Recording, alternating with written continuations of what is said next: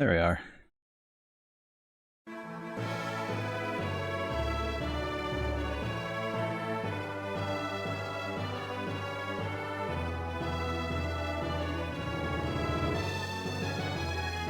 It's always nice to be able to appreciate a good menu, like a main menu theme.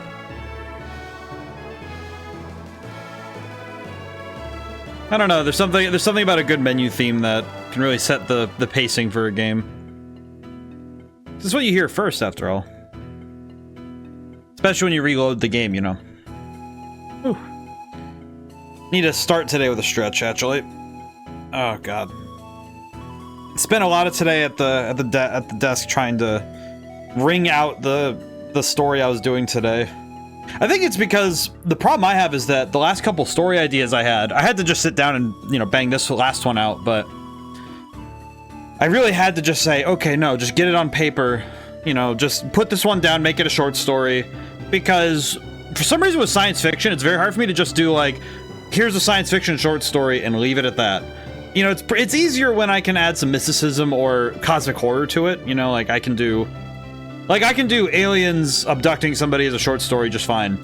But if I introduce an entire, like this one I was writing is about if Earth got a second moon, and it takes place on that moon.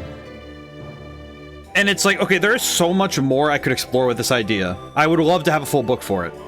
But I told myself, no, if you want to come back to it, you can take this story later and extrapolate a full like a story out of it. And if I'm gonna do one, it would be something like, I feel like if I were to extrapolate from the story I wrote today, called Scraps of Life, and it's this particularly interesting. It's weird because it kind of feels like because I know where my brain got the inspirations from for it was like, first off, just the hypothetical of if Earth got a second moon, what would happen? Which scientifically, I went and did the research because I thought it was cool. But that was fun to write. But I took that and then said, oh yeah, I remembered. Also, Tammy, you got first today. How's it going today? But the short story I wrote today, it was like, okay, I remembered Raxus Prime from Star Wars The Force Unleashed 1, which is a weird, deep cut for me to recall. And it's this trash planet. And I remembered how it looked. And my brain said, oh, what if you wrote a short story about that? Like a place like this. Also, Nama, I get second. How's everyone doing today? Oh. Doing pretty well on finding all the Jinn. I've been kind of thinking about that this week. Because we did that huge backtrack last time where I went and found all the Jinn I missed up to this point. Okay, that's good to hear. But yeah, this short story I was writing today, living that solo work for life. Oh, I see. Well, you're never metaphysically alone because me and the chat are here. We exist conceptually. But yeah, the short story writing has been a lot of fun, but today I was like, oh, I really want this to be a book. Okay, can't do that. Huzzah. It's like, I really want that. I really wish I could, like, take that up. That's right, I was looking for the guy. Because we were looking for the guy so we could enter Colosso. Or at the very least because he's missing. And now I have to figure out where this man is. I recall. We have many Jinn, as I recall. There's one I'm missing, right? There's one that I didn't get to. Oh, wait, no, I got that one. It was the one over here. And I got to this one, right? Yes, I did. Okay. That's the one I got to. I recall now. I recall well now that it was because of confirmation bias that I couldn't go that way. Because I kept thinking as I came to here that I was, yeah, because I could just go this way.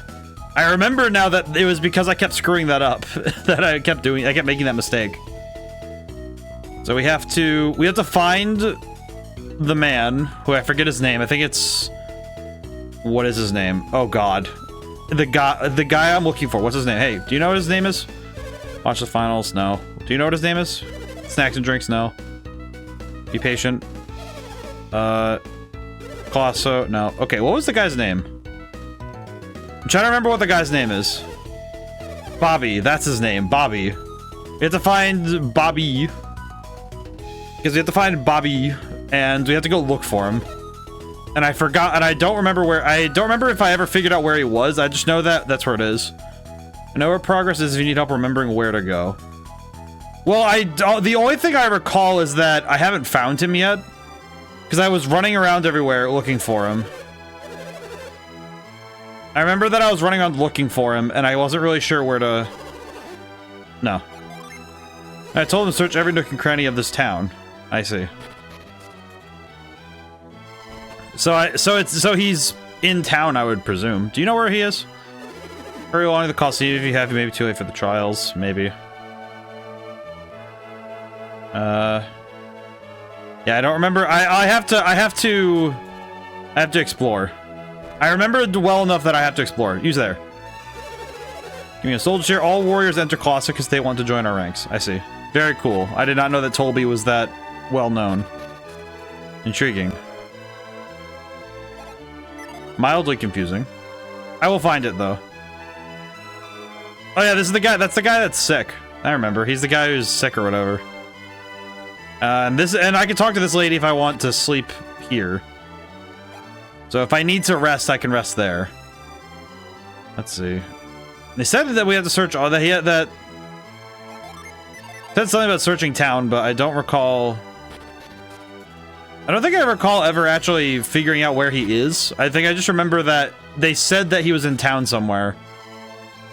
But I also remember someone saying, I think last time I also recall someone saying that he's not in town. But maybe that's just my brain misremembering things, so I only remember he's not in town. Yeah, so I was remembering that part correctly. So I recall that he was somewhere outside of town. I just don't remember where. I think the problem I was having was that I don't recall where he is outside of town. So I don't think I got far enough to figure that out yet. I have to remember my buttons. And I don't believe he's... I have to remember all my buttons. Gondolin? Gondolan. I can't read. There's the passage. I kind of forgot where he is, but I will find him. I mean, granted, there's only so many places I can explore here anyway, so it's not... I don't think it'll be that hard to find. God, I love the music. God, the battle music still just makes me happy. There's a certain... I'm not even... I didn't grow up with this, but yet it still feels very nostalgic, the music. I think it's because of the instrument choices, because the music is so of the time. Gondovin Cave. I think this is where I was supposed to go. I think this is it. I forget, but I don't remember this cave. Oh, you there, egregious rat. But yeah, so writing was good today. I have definitely been having to like kind of fight for these last couple stories, because the last couple stories I've been having to do. I've had a lot to do with the last couple stories, and I think mainly because it's a lot of additional work to draft new ideas. There's a shortcut back across the sea. Oh, okay. Am I missing anything in here?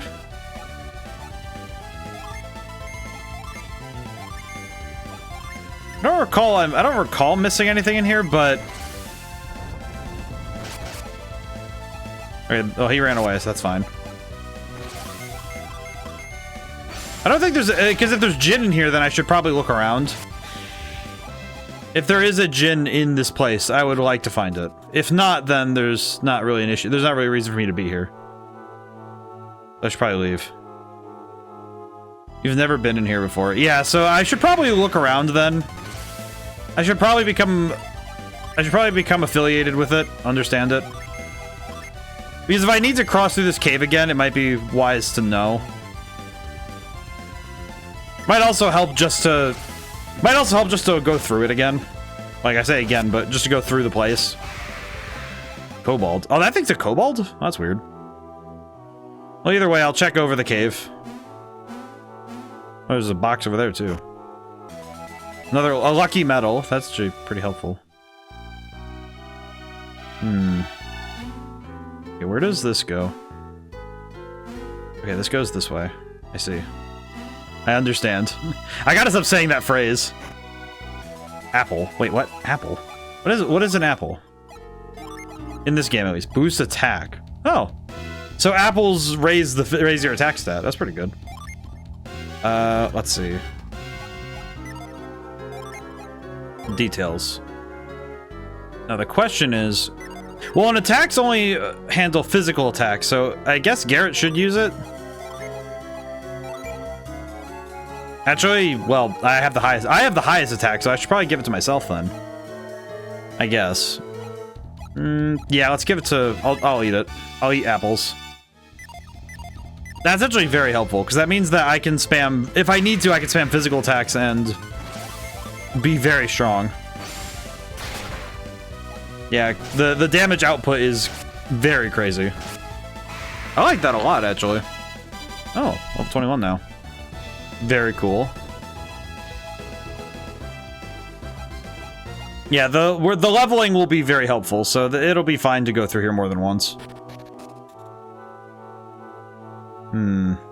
What's over here then? Ooh. Just ooh. Let's see. Flare a wall. Ray. That should be fine. Wow, I actually go fast. Didn't really realize how fast I was. Oh, the rat is gone. The rat just leaves. I appreciate the rat warriors just kind of giving up sometimes. It is rather helpful. Why can I not? I was gonna say, why can't I move this thing, but... Oh! Oh, that gives us a shortcut that way.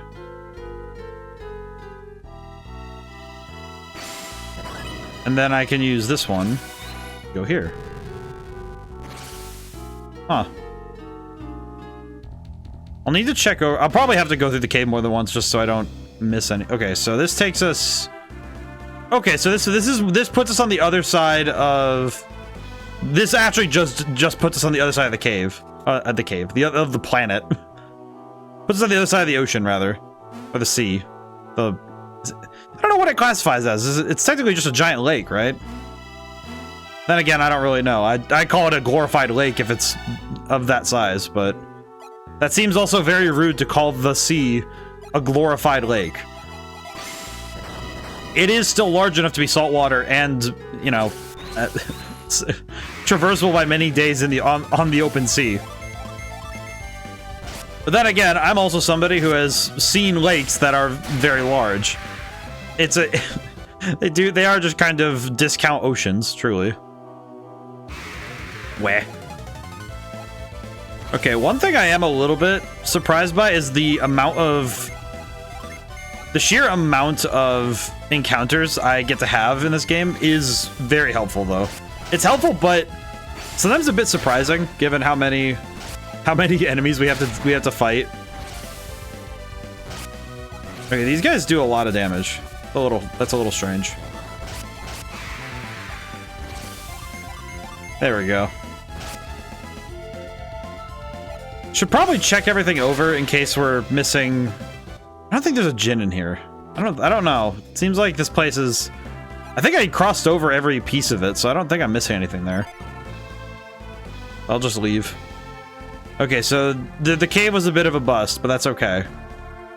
I'm kind of okay with the cave not just being a shortcut. Interesting that this game, like other games that Sakuraba has written music for, 'cause I'm thinking about Dark Souls. For some reason, Dark Souls came right back to mind when I thought about this. Because the game's world design is focused on having shortcuts and everything being interconnected. And those sorts of shortcuts are really helpful when you're designing a world to explore. But I could definitely appreciate having that extra maneuverability in the world, I guess would be the way I'd put it. Not sure how best to put it. It feels nice having the option to go back to places I want to when I need to.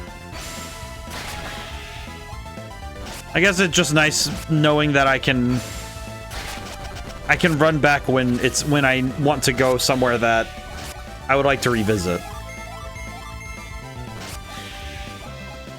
All right, Mia's level 21 now, which means more stat bonus. I think I'll just use the Wish. Yeah, Wish did pretty good. Her health is not at a chill level to me, so I will put it back up. There we go. I think I'll check the pass after I don't know. Should I check the pass next? This goes up there and over here. I guess I'll check over here next. I'm not very sure where to go next. It definitely feels... Oh, God. I don't think it's on purpose that this is a bit of a strange spot. In terms... Like, I think the pacing feels a bit strange in this spot in particular. Only in this spot, really, because Tolby's kind of the only spot so far that we've seen where there isn't really a clear point of going the right way. That's good to know. I'm gonna guess, my guess is that cave, because that's the only other... I think that's the location. I think I said last stream something along the lines of, I think this is where we need to go, but we don't have time. So I definitely recall that I said something like, okay, there's a bunch of places I need to explore, but I don't have the time. Because the last 10 minutes of stream I was rushing, which wasn't helping me much. It didn't help me all that much to be stuck in that spot mentally, where, oh, I don't have the time.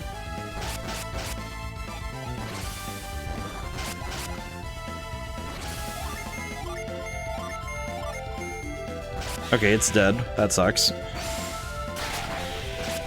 Very cool. Very cool. Yeah, I'll check the cave first, I suppose. Cave. Alt Miller Cave. Given this music, I kind of have a guess that this is where I'm supposed to... I keep doing that to zoom out. I don't know why. Oh.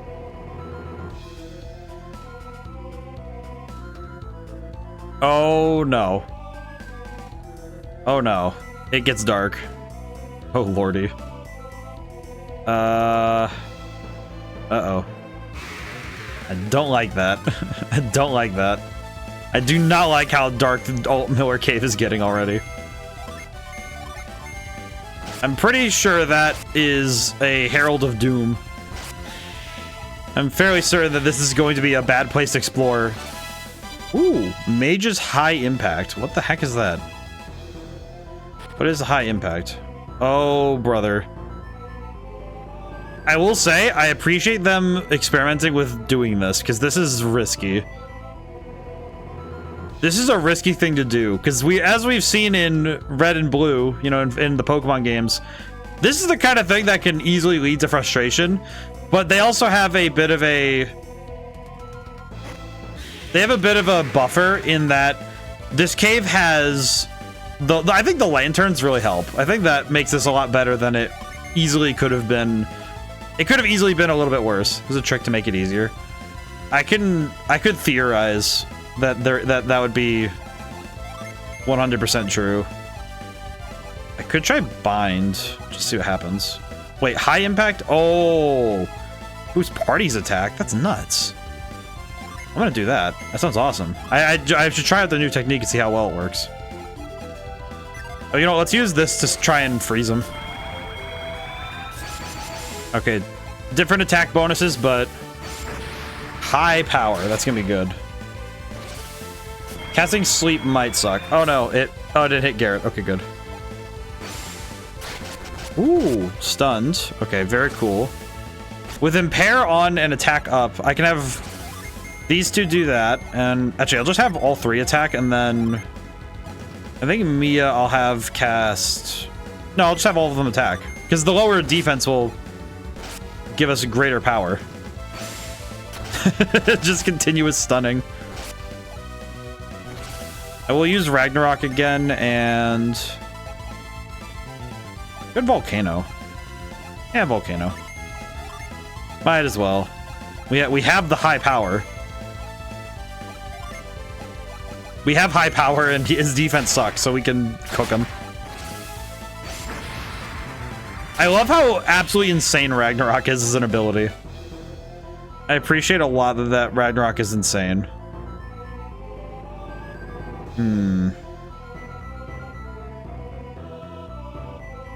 Interesting that the... Oh. Golem. What the heck is this thing? I love this thing because it's a little silly, but it's also a little weird. I appreciate it. Let's see. I'll try to bind it, just see what we can do. I don't think it matters, but I think it'll help. No effect on Golem. Okay, I see. Oh, interesting. I just saw that. It's... Physical attacks weren't doing a whole lot. I see. Try Ragnarok this time. A Heat Wave. I guess try Whirlwind? I don't know. We'll just hit him. Oh, wind is what wind was the way. Okay.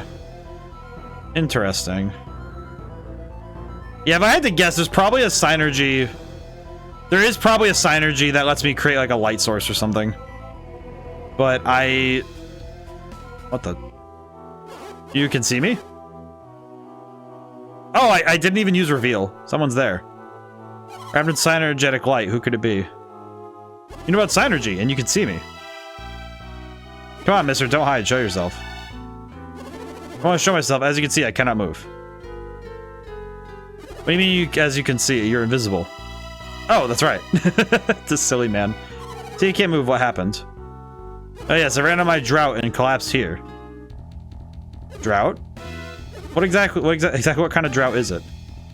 Couldn't even begin to comprehend if I tried to tell you. Seem to be in a lot of pain. Your life depends on that drought, huh? It does. Can you do me a favor? A favor? What is it? I'd like you to get my drought for me. Get it? Where is it? Deep in this cave. Is there a pharmacy down there? Witty, aren't we? I'll have to tell you how to... I don't know why, but Mia's immediate response being, is there a pharmacy down here? Like CVS has posted up a store in here. Just Mia like, ah yes, the CVS at the bottom of the cave. Don't you guys have that here as well? These kids are smart, Alex. I appreciate that. Can you do this for me? Yeah, I mean we can. Kidding, we haven't actually even seen this guy. Said he couldn't move even if he wanted to, right? Someone is in trouble. It's only natural to want to help. I agree with Ivan. Whoever he is, he needs our help. Fine, okay. We should help people in need. Is that better? Garrett, come on, man. We don't need to make this difficult. Will you get it for me? What do we have to do to get your drought? First, you have to go deep into the cave. You'll find 5 rocks sticking up out of the ground. Beneath, rotate the rocks on the left and right sides. When you turn the rocks in the right order, 5 colored lights will appear. Colored lights? That's right, lights will appear on the wall. Okay. There'll be 5 colors. Blue, green, white, red, yellow, red. Okay. Turn the 5 rocks in accordance with those colors. Right. Spin the rocks in accordance with the color of the light. Blue light corresponds with the rock farthest to the left. In order, the other rocks are... Okay, I should have written that down. Hang on. Hang on, I'm gonna be a smart cookie. I'm gonna be a smart cookie and write things down. Okay, so... Blue... It was farthest right, so farthest right. Farthest right. And then... Green...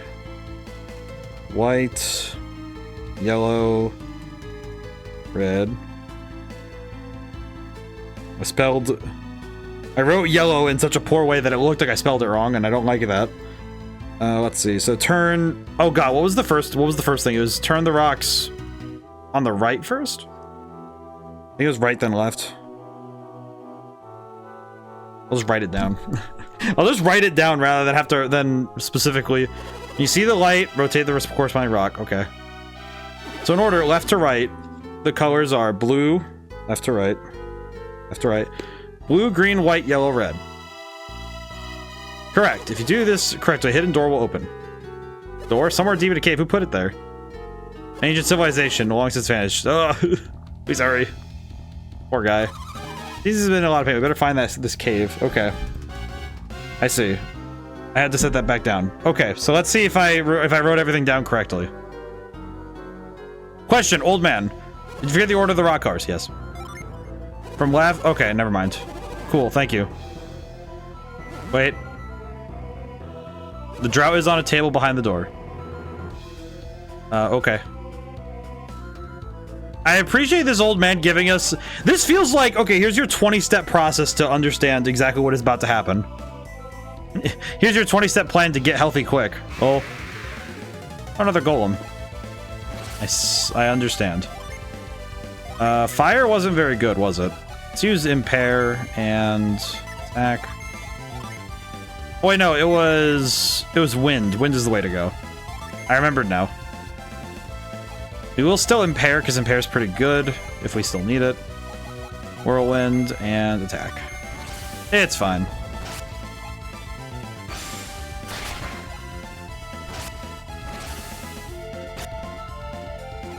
It seems like we needed it, so that's fine.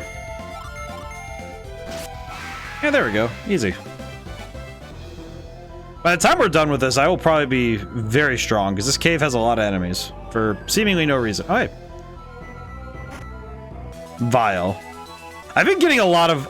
I feel like I almost have to start using these items, just so I feel like I'm not wasting them by just carrying them around and doing nothing with them. But then again, we haven't had a fight where I absolutely need to bust out having the items. At least not yet. Knock on wood. I hope I don't need that soon, but if we do, I wouldn't be remiss, but it would be mildly upsetting. Oh. Hope everyone's doing well this week. I'm hoping that by the end of the week, to have most, if not the entire end of the short story collection done. Because that would make me very happy. I would really appreciate having that done. I think especially because once the book is done, it'll be... I have one more thing to do this year, and then the rest of it's just me getting to do research for my next game. That'll be fun. I'm looking forward to having all of those projects, like having a clean slate for the end of the year, so I can start 2025 with a... Because 2025, I have a sole project in mind, essentially. So it's really just, okay, anything else I do in 2025 is, in my mind, pure bonus if I can get it done. Because I have one project I want to do 100%. So excited for the Vampire Survivors DLC. Oh, it looks great. That's gonna be super great. Vampire Survivors already is a fantastic game, so them getting... I've seen it described as like the full circle moment for the game, and it really does feel like it, that there's a game that it has a lot of roots in Castlevania, so seeing them get a Castlevania DLC is just awesome. Clay gargoyles, what the heck? I like their shields. Let's see, I will... Oh, wait, no. I'm gonna Ragnarok the Golem. I think I'm going to Fireball. Might as well. And then... Tornado and... Thundra. It's great that the month of October has been absolutely stellar for gaming. In terms of the big releases and the fun stuff that we've been getting.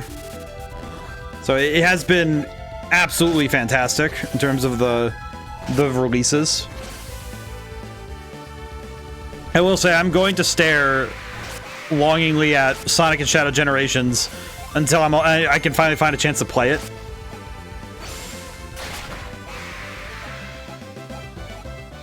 I'm pretty sure... I'm at least pretty sure that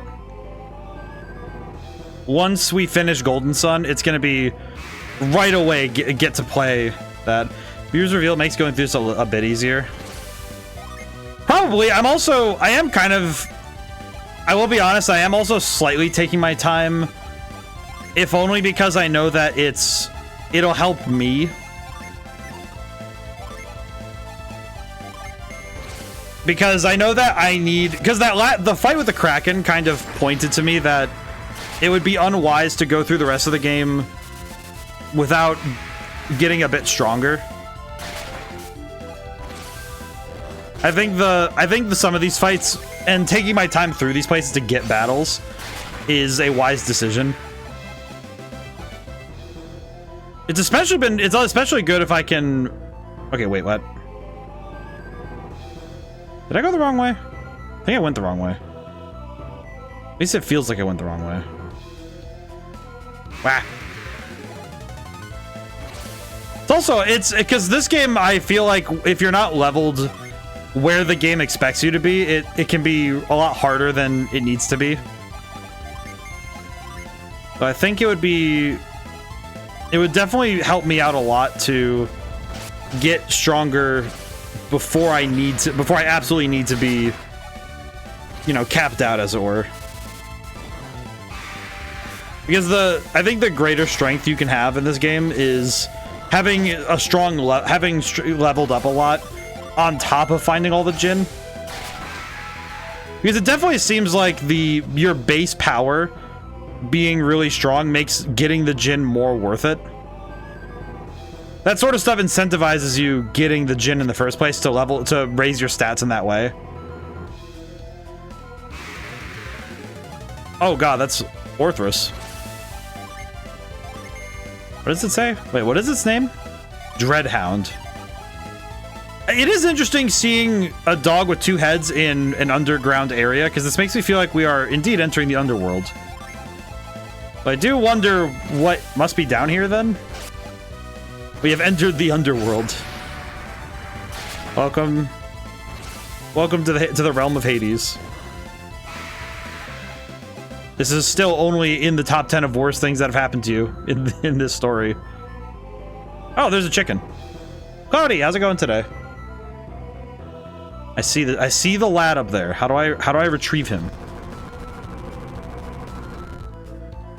I see.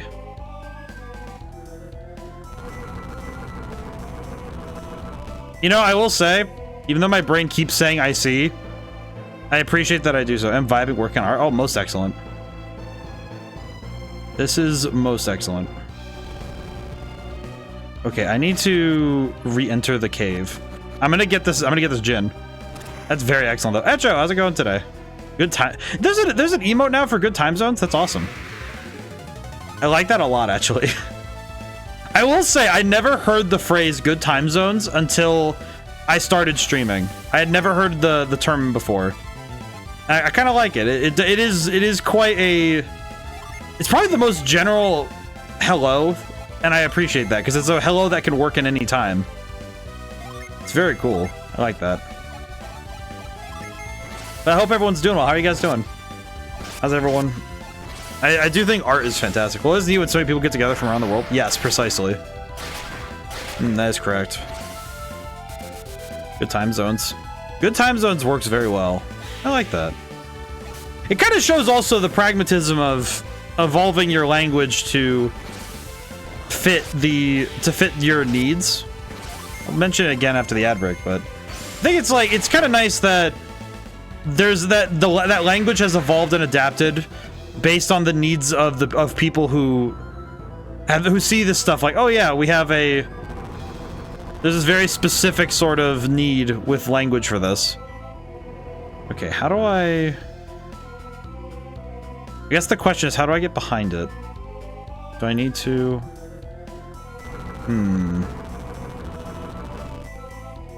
Yeah, so I do need to do this, so push this down.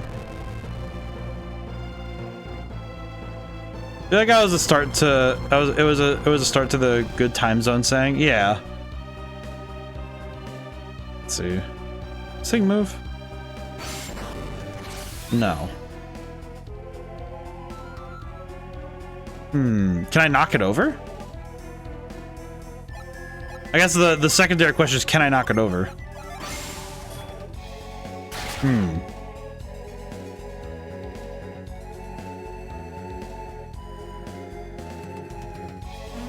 But I think the good time zone saying is very good though. Oh, I see. I just need to... Oh, I see. I need to appraise this puzzle more carefully because I am not understanding fully. Secondary question. Can I use force to knock this over? No.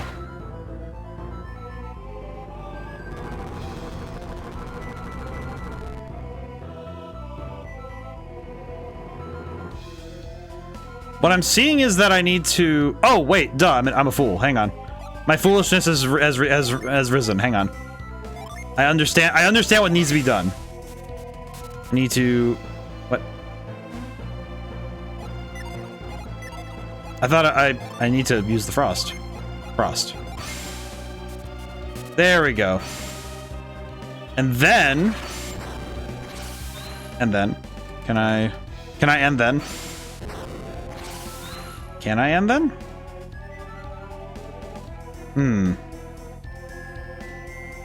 Bizarre. Bizarre and confusing.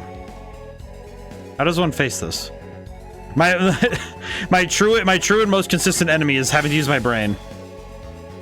I feel like puzzle solving when I'm streaming usually ends up becoming a problem because I spend my whole day using my brain anyway. I spend my whole day doing writing or doing other, you know, that way that other problem solving, and now it's like, okay, cool. Now take all of your brain cells and use them for something. How do I do this? How do I... So I know that the end state of this is me pushing this up and then pushing this to the side. Oh, I'm an idiot. Hang on. Wait, no, I'm not an idiot. I am not an idiot because I don't know. Something about this feels like I'm doing something wrong, and I'm not sure exactly. I'm not sure. I guess my brain isn't really interpolated this puzzle well. Hang on. I think it's because of these. Sometimes I want to cancel my brain subscription. I feel that. The difficulty is when you know that you're like, I think for me with puzzle solving, especially when you're making a puzzle, I think especially when it comes to making puzzles, is that when you make a puzzle, it's this process in reverse where you have an end state you want the player to reach. How do you develop the steps of that puzzle in a way that is fun and interesting, but also doesn't, to put it nicely, it doesn't feel like you're kind of... Oh, I see now what I have to do. Okay, wait, hang on. I understand. I think I understand what I need to do. The camera makes this a bit hard. Yeah. I figured it out as I stared at it for long enough. I at least figured something out. So I need to make this now. I think it's specifically this, because, yeah, this is not easy. I thought I couldn't lower this back down in the state it was, but no, I can. I absolutely can. See? Okay, yes, and then it's do this. Aha! Yes, okay. As intended. Ooh. I'm just gonna hit him. We just attack and see what happens. Ow. The plasma does not do too much, that's fine. But puzzles, I actually, when I took level design in college, I recall often that when it came to making levels, the thing that I would tell people, especially when I was I had to work with other people in my class, because some of them really had trouble designing their levels. And the thing I remember telling them was that what you want is to have an understanding of what your end state is and what you're starting, and then from there work back to, okay, where do you find the puzzle when you in the starting state? What is the state in which you find this particular puzzle, right? And I think it can be very hard for beginner game devs to reverse engineer puzzles from that idea alone. I think it can be very hard because it's like, okay, you have to design from the intention, from like, okay, here's where it should be when you're done. And here's what the intended goal is, right? I actually think that Mario Maker is a great way to learn to see this, where, okay, it's very visual what you need to do in Mario Maker, where it's, okay, get to the flagpole. Okay, what all right, so you set up like, okay, here's your distance between the flagpole and the player. From that, design moments that get you from point A to point B. But specifically, trying to design, okay, how do I want the player to get to this part? You know, if you design, say, a fun end of your level, okay, what has to come before that? Before you get to the fun part, before you get to that big finale part, what comes before then? I think RPGs have a little bit of a harder time communicating that same idea, in my opinion, because it's a lot harder to communicate the 3 or 4 step process over a longer period of time, especially when in turn-based games, especially when you have the consistent interruption of your exploration. I actually feel like that's why Mount Moon in Pokemon is probably the big example of this sort of thing happening. I'm a level 22 Lord. Nice. I get to be the Lord. I get to be a Warhammer 40k. I get to be an Astartes. It's kind of awesome. It's like, no Lord. I haven't talked about it much on stream because it's been very much a off-stream game I've been playing. But I've been playing Space Marines 2 off-stream because my friend got it, we game share, and that whole shebang. And man, that game has a fantastic way of making you feel like the coolest person on the planet. It is quite excellent. Thank you for the stretch time, Cloudy. Ooh. And the hydrate, thank you.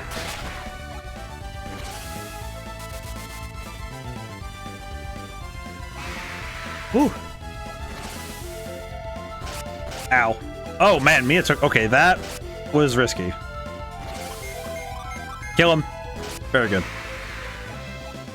Ooh. Okay, let's heal up really quick. Start with Wish, and then Fly Well. There we go. Oh, I probably could have used the healing items, huh? But... yeah, I think RPGs have the hardest time with level design, only because in a lot of RPGs, it's expected that you will interrupt your pacing of exploration with something else. And if that exploration isn't being accosted by something, then it kind of feels like, okay, what are the puzzles? What puzzles are being put before you?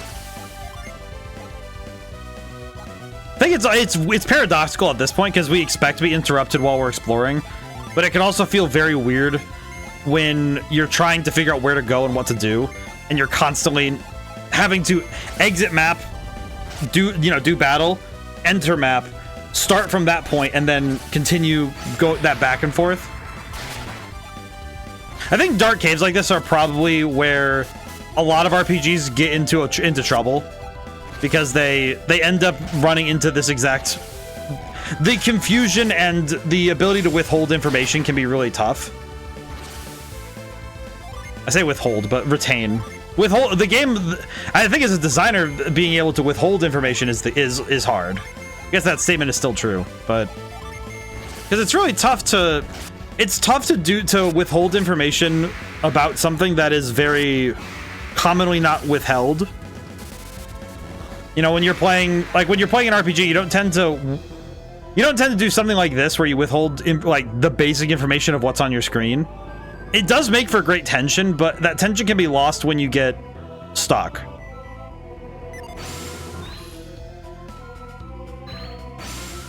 Yeah, reveal does help a lot here, but the difficulty is that continuous use of it will be problematic. Okay, here it's gonna be very helpful because holy crap, what is that? What is that? We'll just attack this round and see if I want to see if I can take out the whites with one hit. Ow. Okay, the white's dead. That's good. I don't really need to use my Synergy every time. Let's see.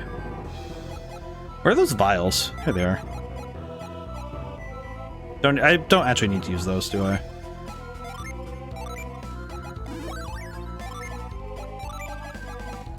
And we'll use these millions of herbs that I've bought because we have them. Might as well use them. Let's see. Okay, we're good. Yeah, this is going to be a bit of a cave to navigate. This place is very large, though. Yeah, this place definitely seems like the... I feel like this is a place where some kid really got angry navigating it with... just playing it on, like, the bus or something. I could see somebody being very angry navigating this place. I'm not sure exactly why I can see it, but I think it's because it reminds me a lot of Mount Moon. I think Mount Moon's one of those things that, because one thing that I like to do that is also, I think, good to do is when you're a game designer or a writer of any, you know, no matter what, if you're in a creative field, I think it's good not just to partake only in things you like. So I think doing honest critique on things you also find are like, well, what am I not liking about these things? Even works that I really love, you know, games I really, really love and have genuine fondness for, even some of those I do have like, okay, yeah, there are problems with these inherently. As much as I like them, there are problems within. And I don't find that to be a bad thing to ever admit. Because to me, it redoubles my love for that thing to say, hey, I recognize there are problems. And I recognize what those problems are by name, you know? But being able to say so doesn't mean that I like it less, you know? Just being like, oh yeah, it's just genuine critique. And kind of on the opposite side of that is, even if I don't personally like something, being able to recognize what it does well. I was gonna see both sides of things, yeah. And like on that same, in that same breath, being able to look at something I don't like and being able to say, okay, I recognize the good this does and the techniques it's really using well. I think one of my, it kind of feels like the weirdest example for me to say, and I mentioned it a few times now, my feelings on Final Fantasy VII. I am not a big fan of Final Fantasy VII. Yeah, I know what all my problems with this are, and I love it even more. Yeah, because I think, when I took philosophy, I remember one of the lessons I learned in my philosophy course was that, in one of my first philosophy classes, was that when you really love something, you recognize what's wrong with it, and by recognizing and accepting those problems, you kind of redouble your love. You know, you come to a deeper understanding and a deeper appreciation for that thing. Also, I did just realize that chest, I think I had to come from the door and go to the left from the door that we came in from. So I need to run back and get that, because I would like whatever's in that box. Yeah, yeah, because it's that side path. Yeah, I'd like that. Yeah, because this is the door forward. This is the door forward. I want that box. I think I know how to get there, so I will just run there really quick. It's the next turn. But I think the ability to say that like being able to step back and say objective things about something is that you have subjective feelings for is hard. I think especially when the conversation around it can be very difficult to cut through. I think with Final Fantasy VII, it's interesting because I remembered that I was thinking about it again today because I've been thinking about next year, you know, like I have been trying to plan a little bit ahead on streaming, and I had the thought that I should try playing 7 again. Not because I think I'll change my opinion, but because I feel like seeing it to its end would be a nice thing to do. Because it is, I think Final Fantasy VII, even like as a game dev, objectively Final Fantasy VII is one of the most important games of all of the history of video games. Like of all video games, it is one of the most important, and I actually still think objectively it's one of the best games ever. I think it is one of the best games ever. I just don't like it. I think it's just because there are things about it that I'm just like, whatever. But I can recognize its grandeur. Because I feel like it would be, it's disingenuous to look at something and just because you don't have a personal fondness for it, it's like, oh, because I don't like it very much, I'll just dunk on it relentlessly. It's like, there are things I will punch down on because there are some games that I find to be frustrating without reservation. I have 2 that I've streamed. There are 2 games that I have streamed that I look at and say, yeah, these 2 kind of deserve my ire. But even then, there are people who like them, and I'm not going to be like, oh, you can't like that. It's like, no, it's just like, no, because even the games that I absolutely have 100% maximum PP increase. Oh, you know what? That I'm going to give to... Actually, I kind of want to give that to Ivan because I keep burning his out. I keep burning out Ivan's point. Actually, you know what? No, I should be prudent and give it to Mia because Mia's the healer. She needs the points. Ooh, okay, that's pretty good. But I think specifically what I found I don't like about Final Fantasy VII is it's the combination of world building elements put together. That particular combination, that genome, doesn't do it for me. Just something about that combination of traits just doesn't hit for me, and I don't know. I feel like I need to replay the game so I can better analyze why that is the case. But there is something about it's like the combination of materia and I think the summons also confuse the crap out of me, but also the way that the world works. Something about the combination, it's like, I say it's genome, but really if you take the DNA of a game and analyze its individual components, you can sort of create a DNA, like a DNA of this game. Sort of like it's how would I best put it? It's like, it is kind of like just its genome. Like you get, and there are traits that are shared across multiple games that you can sort of trace back to a certain, like a grandfather. You know, there's like a certain like grandparent to those games, that those stories have a shared sort of ancestor. And I don't know what it is, but something about all the things that the original game inherited, I just find it's... I mean, I think the funniest thing for me is saying that, and then looking at one of my favorite games of all time and being able to pinpoint precisely what's wrong with it. I think the funniest game I like is knowing that Kingdom Hearts Chain of Memories is perfectly fine in my mind, but Final Fantasy VII just doesn't sit with me, and I do find it very funny because, you know, if I'm looking at the 2 games from a, you know, step back and say, okay, what about these games do I like and what I don't like?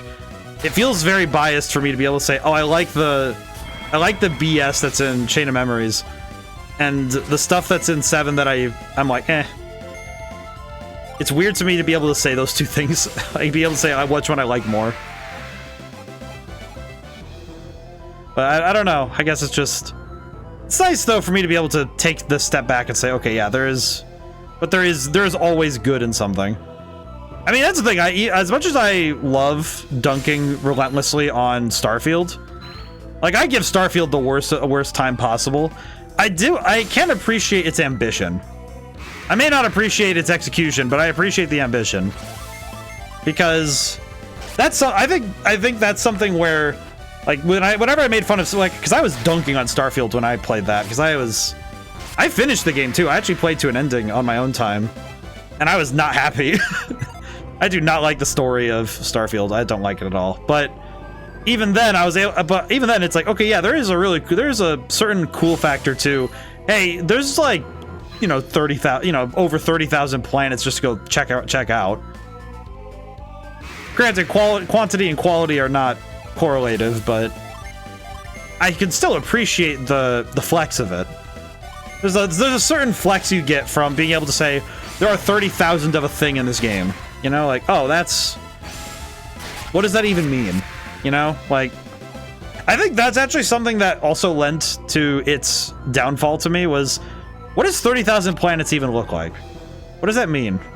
What is that? What, like, I can't visualize, you know, because as a human, you can't visualize.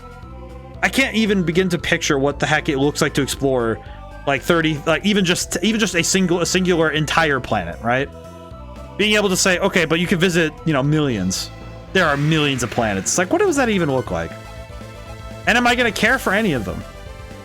But give me one town and a decent amount of time to learn the people there, and I will care immensely. You know, like Persona 3, you get yourself a high school. And I cared about... There's only like one person I didn't care about in that school. And even then, he was kind of a tool. Like, it's fine. But even then, he's not awful. He's just a teenager. And that's Kenji. I still don't like Kenji. But you know what? He's still not the worst thing ever. Because at least I knew him. You know, it's like, oh, I get it. I was able to know this man. Even if I didn't like him, I knew him.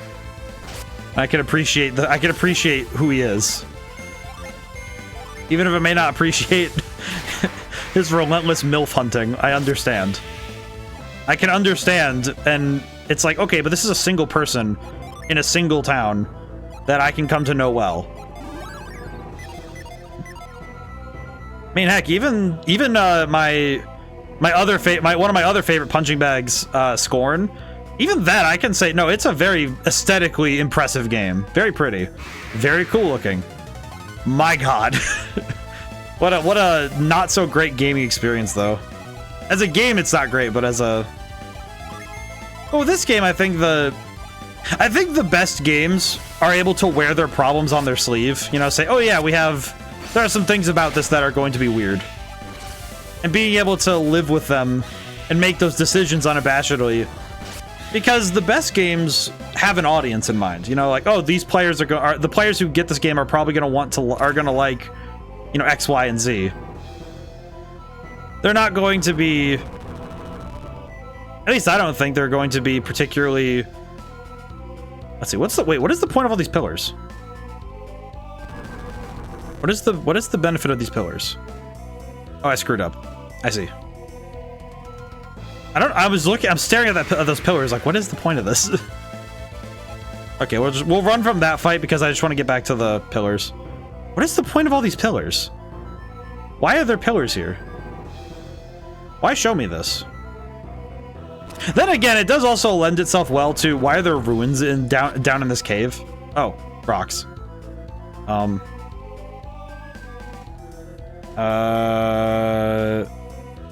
This one, yes? Rotate. And rotate.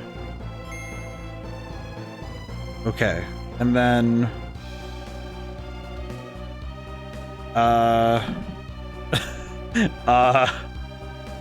rotate rock. Rotate rock? Oh, there. Oh, it was left and right. Okay, I see.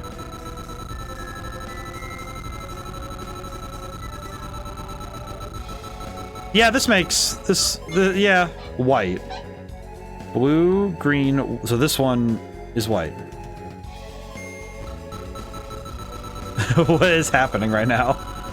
Kind of reminds me of the Majora's Mask, the password. Blue. Blue is left. Oh, I screwed up because wait, I was at an angle. Oops, hang on. Or is that, yeah, that's blue. I think I just screwed up my selection. I think? I'm not really sure what I did wrong. Yellow. Yellow is this one. Yes? I like that it feels like Wheel of Fortune. You know, you're just like, ah, yes, 200. Is there an F? For a word I'm not allowed to say yet. That's a blue, green. It would be this one. Yes? Okay. There's an easy trick here.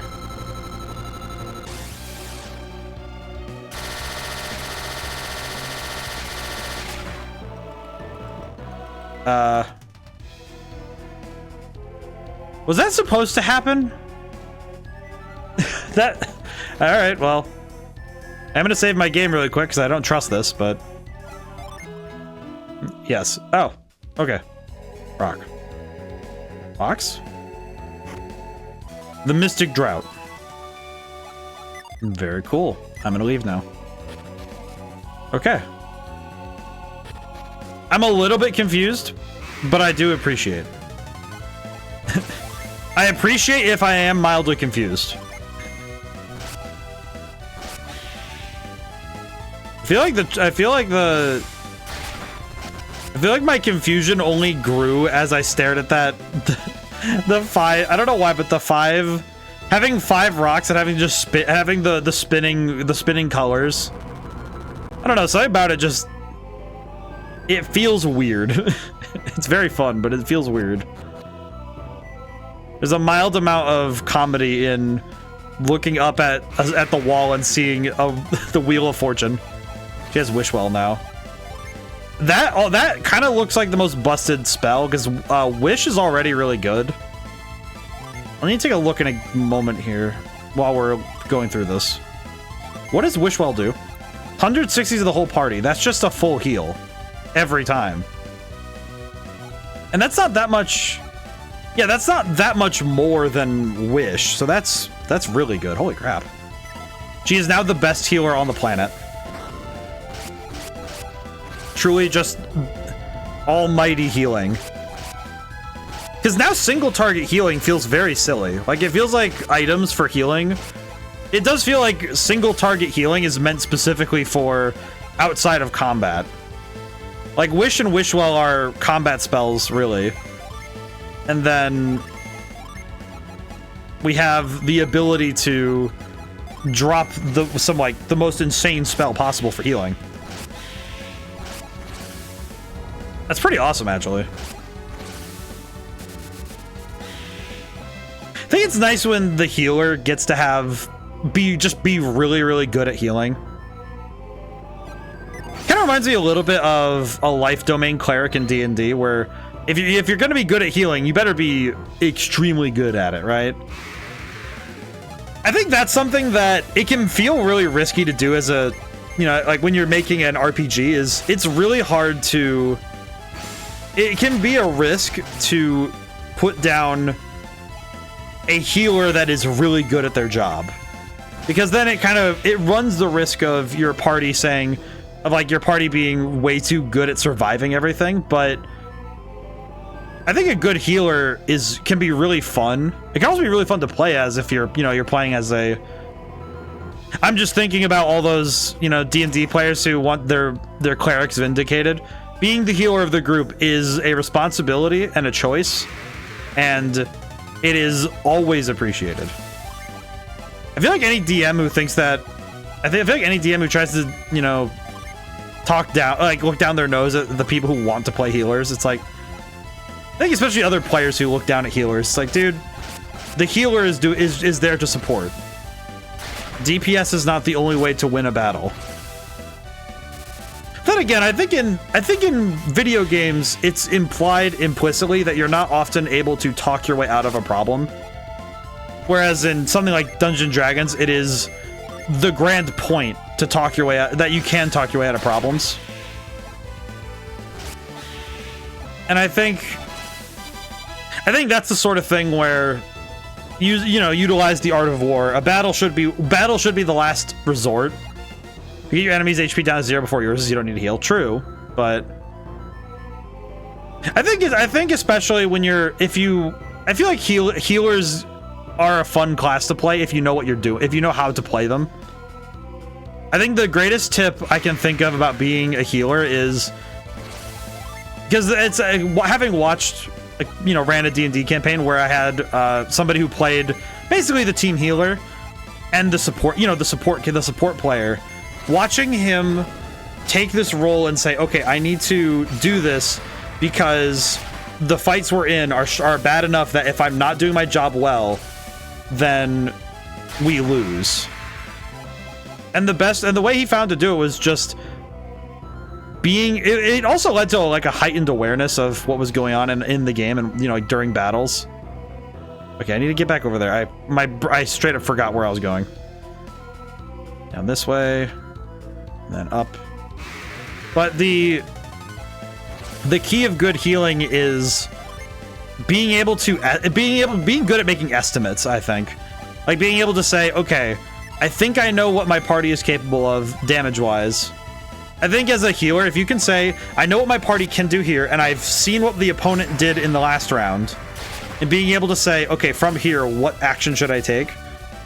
I think the healer is the hardest one to play, And if you and it's very easy to play poorly because you just impulsively throw healing spells down. Because then you end up burning yourself out really fast because you start using all your resources early. But it's also important that because like I think with Mia in specific, if we look at Mia's skill set, it's not just about HP, because HP is a number. I think also having, let's see, where is it? We have Restore, if I recall.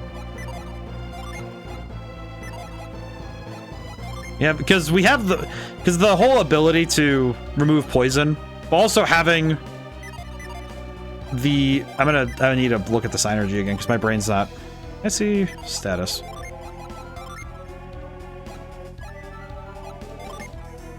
Yeah, because she also has Restore that's used in battle, and being able to remove status ailments is also just as important. Because the status ailment can reduce your friend's ability to do DPS, so having removal options is great. I think I'm just a big fan of support play in general, because it means that you're doing something more advanced with your tactics to be able to say, hey, I should take on a role that says I'm gonna make sure that the team gets to do their best, and that's really fun. Then again, I'm also the guy who thinks that Ranger in D&D is not actually that bad. It's just very easy to play it poorly. Thank you, saved my life. Squig. Okay, he's gonna drink the drought.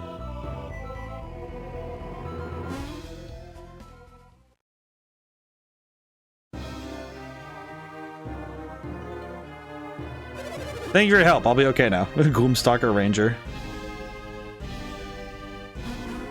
Look, it's a man. What are you talking about? What did you expect? I mean, we couldn't see who was talking. I said appearances to startle you. Yes. Yes. Would have revealed myself sooner, but I could not even move. How did you get paralyzed while you were invisible? And the ability to conceal yourself. Are you an adept? An adept? What are you talking about? You used Synergy to conceal yourself, didn't you? Only an adept could do that. Oh, yes, I was using Synergy to conceal myself. Something in his tail doesn't sound right. I shall peer into his heart.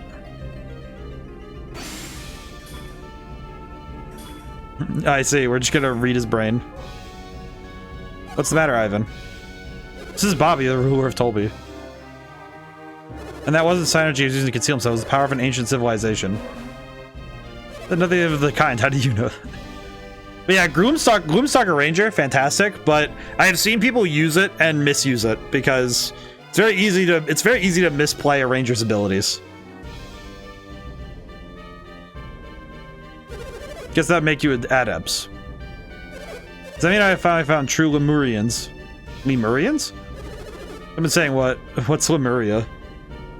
Yes, what is this Lemuria? What, you're adepts but not Lemurians.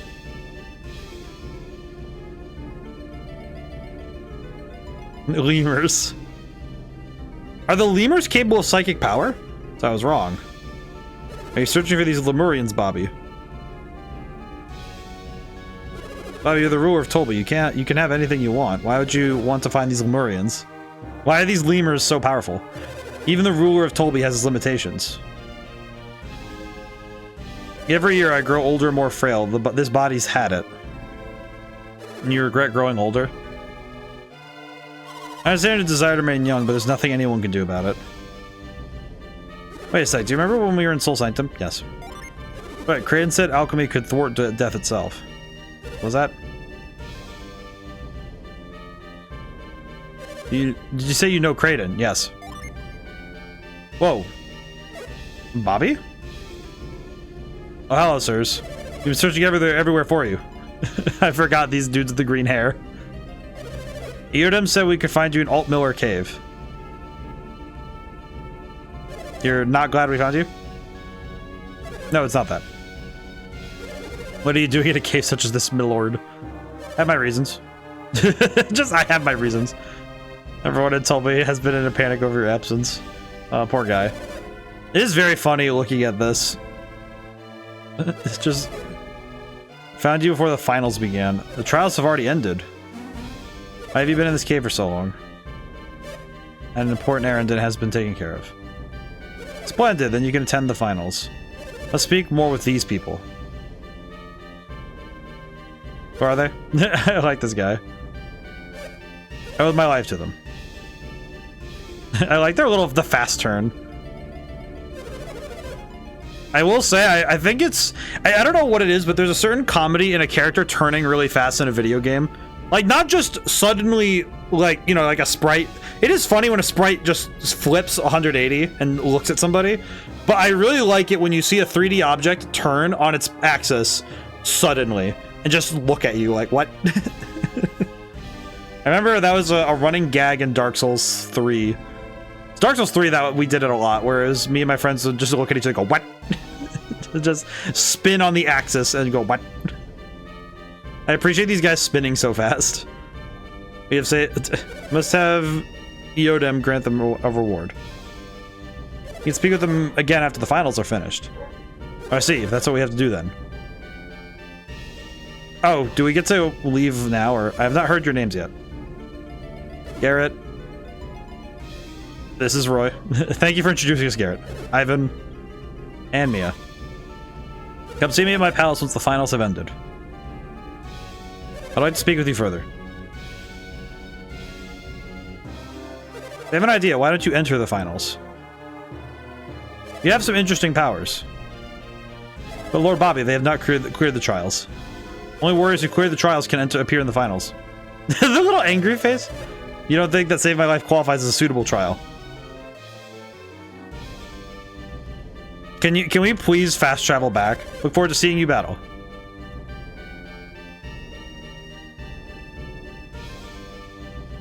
Oh god, we do have to walk all the way back. This is to appear in Colosso, isn't he? Is he serious? Let's see us fight using our synergy, that's what it is. Did we do it? Yeah. So we'll do it. Either way, we're stuck here in Tolby until Colosso is over. I said he wanted to talk to us, didn't he? Seems to know Kraden. What could be the connection between Lemuria and Adepts? I'm curious now. These lemurs, we must find out. So all we do is wait around until Colosso's over. Hey, just waiting around. Let's enter. Can we do it? Yes. Great, it's a site. We'll just have to do our best. If you want to do it, we'll go along with you. Okay, cool. Thanks, Ivan. I mean, it kind of feels like... I guess the question is, can we not do it? Or is it just like... I feel like, to me, it feels like the kind of thing that it just seems right to go do. Let's see. Oh, you know what? We haven't tried Eruption. Let's try that out, shall we? It feels like that sort of thing that the game says, you know, you can say no, but really, you're gonna go anyway. Because why not? It'll be fun. What's the worst that can happen? Ooh. Holy crap, that is quite strong. I do like the evolutions of each ability. The evolutions have been very cool to see. Every single time the evolutions have been fun. I think especially the way that the synergy has evolved in a way that makes logical sense. I think that's been nice. Oh, wait, where? Oh, wait. Just gonna attack the boy. Ooh. Alright, very strong. I think we're gonna be fine in Colosso. I'm at least pretty sure we'll be fine, but I also don't know. If we have to win it, then we might be having some trouble. I do think naming a place Lemuria is very funny. It does kind of lend itself to a bit of comedy. Ow. I think it's because the nature of a place being named after lemurs is kind of fun. Okay, we can kind of go a little crazy with our power right now because we have... It's kind of... I feel like the nice thing about a tournament is that if we get full heals in between battles, then Colosso should be a cakewalk because then I could just dump all of my points. Zabumafu. Oh my god, I remember Zabumafu. I love Zabumafu. I actually remember, I don't know where they are, but I know we had VHS tapes of like a couple episodes of Zabumafu in the house. You don't have to win it, but you do have to be in it. Ah, I see. Well, I'm gonna try and win. I think the objective is to win. That's our goal. That's our That's our objective today, is win Colosso. I don't, man, that just like core memory unlocked Zaboomafoo. Oh man, how many people watched Zaboomafoo as a kid? I have fond memories of watching the Meerkat episode. I like that one. That one was fun. Man, now I'm just thinking about Zaboomafoo. Now I'm just thinking, man, how am I supposed to focus on battling at a time like this? I'm just thinking about the funny lemur. Oh man, I love that. It's kind of funny because before Madagascar kind of came around and swept that. Oh yeah, memories unlocked. Like before King Julian kind of took over the real estate of like lemurs, the real lemur of the hour was always Zaboomafoo. Like there was no other lemur, I don't think, that got as close as Zaboomafoo in my mind. I think I just remember there were a lot of primates that had long-standing goodwill and fame. I remember the other, like, I think Coco the gorilla. Coco's just fantastic. Let's see, have I been to the other side? I don't think I have. At least not, at least not that I can recall. But yeah, I do recall that show. I watched a lot of shows like that, like the edutainment kind of stuff.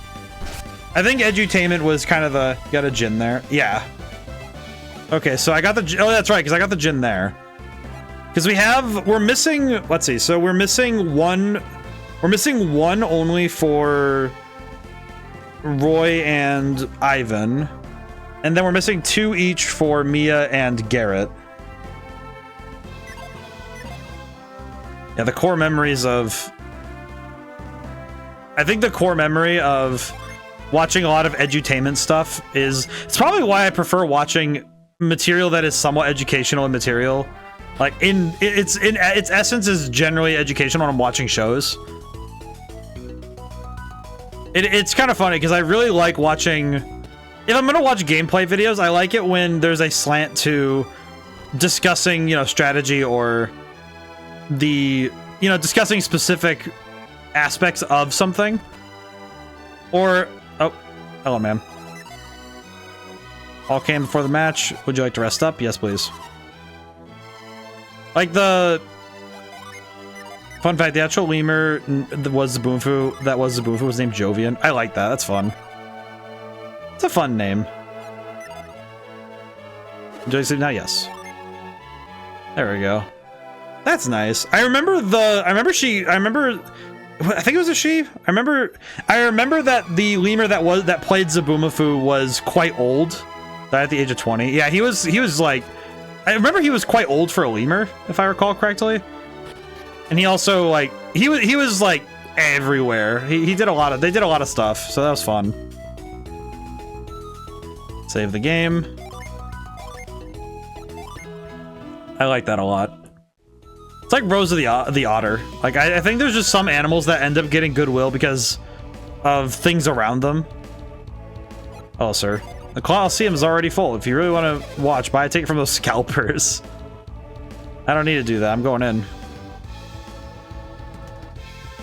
Hey, you're Roy. Hello. You're kidding. That's Roy, the one Babi picked? Yeah, there's no mistaking it. He's Roy for sure. Had 13 offspring and those have had children too. Excellent. Okay, what does Babi think Colosso is? A playground? Putting him in the finals is an insult to everyone who cleared the trials. Don't you have people have faith in Babi? Babi wouldn't let him into the finals just to repay a favor. Because Babi wouldn't let him in if he weren't a good match. I do like the music here. I've been waiting for you and your friends. All of the closet participants are in the way. Go to the waiting room, okay? Yes. This way, please. Get fast-tracked to the line. Through the line. That's amazing.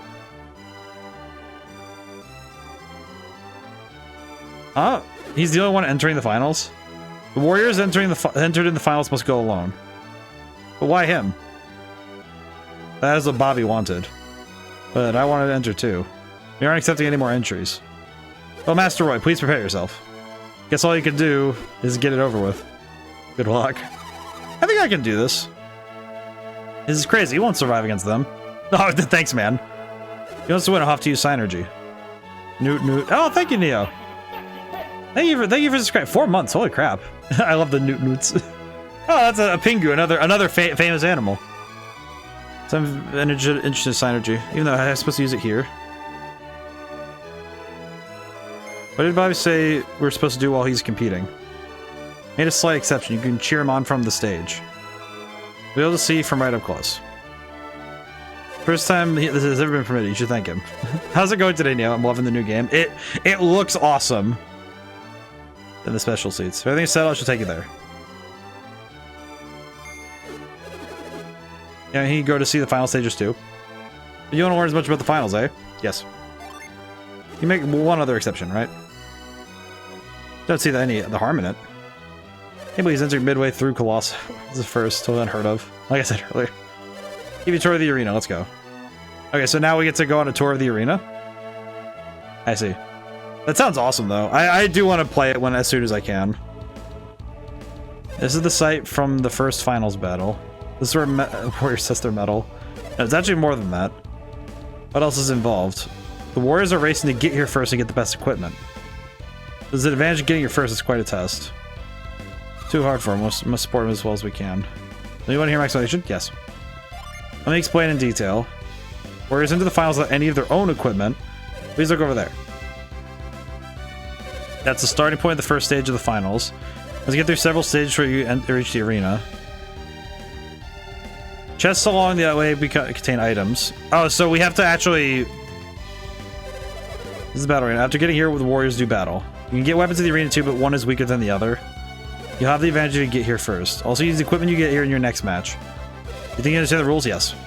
Note that each stage has their own attendant. Oh god. Ask the attendants for explanations of the stages. You're contesting the finals, do not forget that. I'll be right here. Tell me when you're done looking things over. Get to visit stages here, description for each one.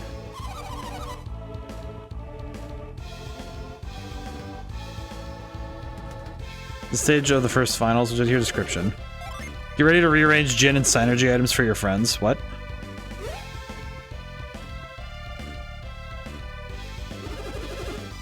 Warriors must create steps they can use to get through here.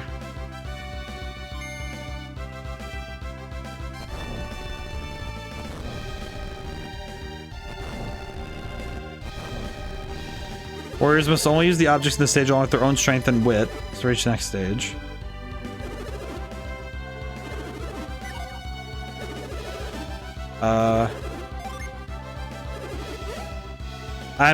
So wait, rearrange gin and synergy items for your friends.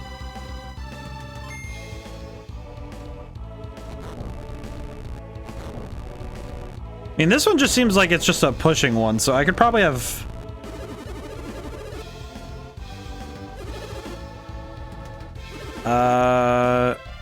Hang on, I need to look. I need to figure out what I'm dealing with here. Stage 2, would you like description? Yes.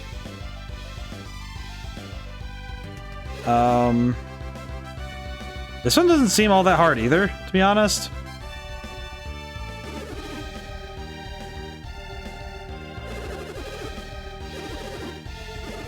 Okay. So this one's water. See how the bottom pillar has push lines? I did see that the bottom pillar has push lines, but the thing I'm kind of seeing with this is that... Oh, there's a growth thing there too.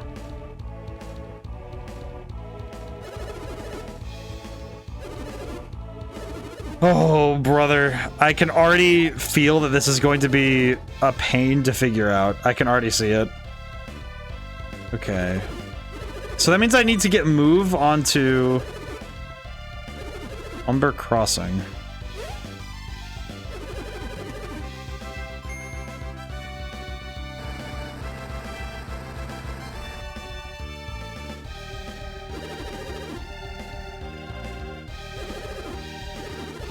Okay. I think I see... Oh, brother. Okay, this is gonna be rough. Let's see. Okay, well, at the very least, I do know that Garrett needs to go to stage 1. I can see that... Okay, so, looking ahead... Because Garrett... I need to put Garrett onto stage 1 then, right? I do see that the...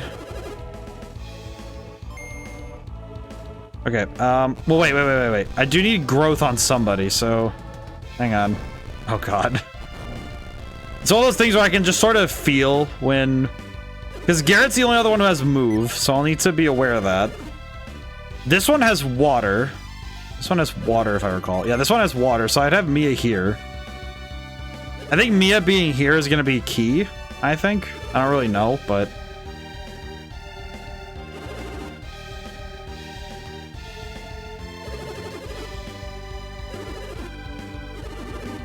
So we have that. And then this is the only one that I'm like, okay, this is the only one that's a question mark for me because I see the growth thing. But I don't really know how I need to sit and get the... Does feel like I'm gonna be... feels like I'm like kind of cheating here, but let's see. Okay, Synergy. Or no, Jin. Okay, so we need... 3, 4, 5, 6. I think I need to give... Let's see. You have a Douse Gem or what it's called? You haven't... A Douse Gem? Douse Gem.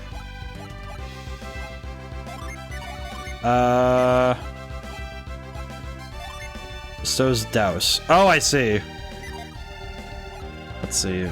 Let me do the Jin first really quick because I kind of forgot about that item, to be honest. Let's see. Trade. Psy. Not really what I wanted to worry about. Ivan Psy. Growth. Okay. So I need Ivan to have growth. Because I just need Ivan to have growth, and that's fine. I don't like that I have to do that. I'm gonna stand by... I'll stand by Smog on my character and have Vine over there. So... Let's see. And then the Douse Gem I could give to Mia. Yeah, because then this can be given to Mia. So Mia has the Douse Gem. So Ivan has to go here, right? So Ivan goes here. The log rolling one, I just kind of have to brute force a little bit, and that'll be fine. Yes. And it'll be Ivan. Ivan will cheer for you. This way, please. Okay, and then the stage 2. Stage 2, we have Mia show up here.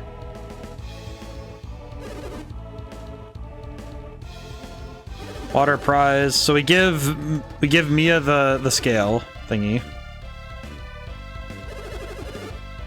Stage 2, would you like a friend to cheer for you? Yes. We'll give this to Mia. And then the first one with the platform thingy, we just give that to Garrett. Yeah, because then Garrett can move this one. Because we only need somebody who can use the thing, so. Okay. Interesting puzzle.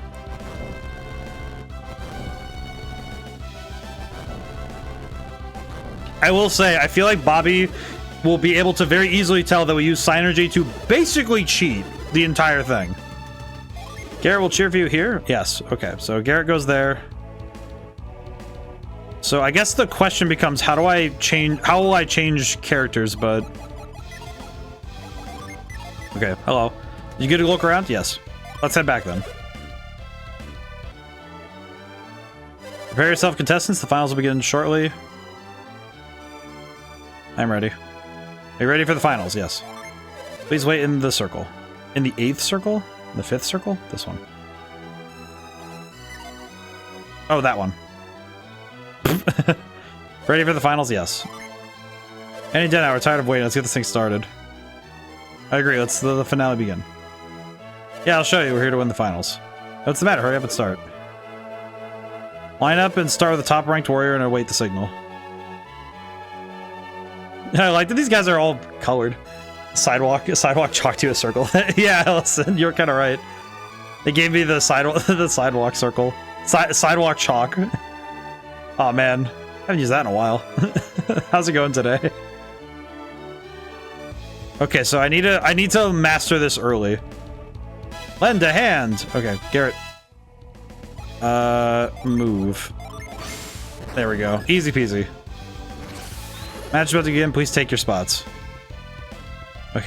Oh man, I actually get to play as the boy. That's awesome. It is very cool that I get to actually do like play as the characters like this. It's a lot of fun. Also fun. See, friendship and cheating really is magic. That's what it feels like too, right? Where it's like, oh cool, I just get to take off. I just get to go do nonsense. Go. Yeah, I get to just zoom. Nut. Okay, nut acquired. Nut acquired. Whoop, whoop. Climb up this. The oil drop. Very cool. Oi, oi, oi. This one, we gotta do a little bit of shenanigans. As I recall. So we need to get the box. Get the thing. Eh. Okay, we're good. Oh, that's not a very helpful item to get right now, I'm gonna be honest. This one. Got an iron shield. Okay, so I just get the item? That's very cool. What am I love the crowd moving to the beat is very funny. Hello, sir. He gets the item too, that's awesome. Azar appeared. Oh, this guy looks sick. What the heck? Fight. Question. What do I have in terms of power? Can I Ragnarok? Can I Ragnarok? Just hit him with the full power Ragnarok for the sake of it. I'm going to full power Ragnarok every time. Ow. I will Ragnarok. Oil drop. Ow. What if I do it again? What if I do it again? Okay, we won. I love the font is so funny. So you've made it through your first match. Winning your first match of jumping right into the finals is awesome. Should expect as much from a warrior selected by Babi. Now we can have a look at the next series of stages. Oh, so I get to do this every single time? That's hilarious. It's like they didn't see. Oh yeah, there's a plant growing up the side. Should we be worried about that? Eh, maybe. Site for the second finals match. As explained earlier, each stage has its own attendant. Please ask the attendants directly for descriptions. That first match was terrific. I'll be right here, so tell me when you're done looking around. Okay. Well, I got to cheat, so that was neat. That was very cool. Okay, let me reset the Jin for now. I'll reset them for now, so I can... We'll just reset for now, because I don't really know what we're looking at. Yes, what are we looking at? Stage is dubbed the mini maze. Rule is simple, get through the maze as quickly as you can. You have to think on your feet and go. Okay, so we just need to have Garrett here. Okay. So that one's gonna be Garrett for sure. Okay. Stage 2. Okay, this one might be tougher.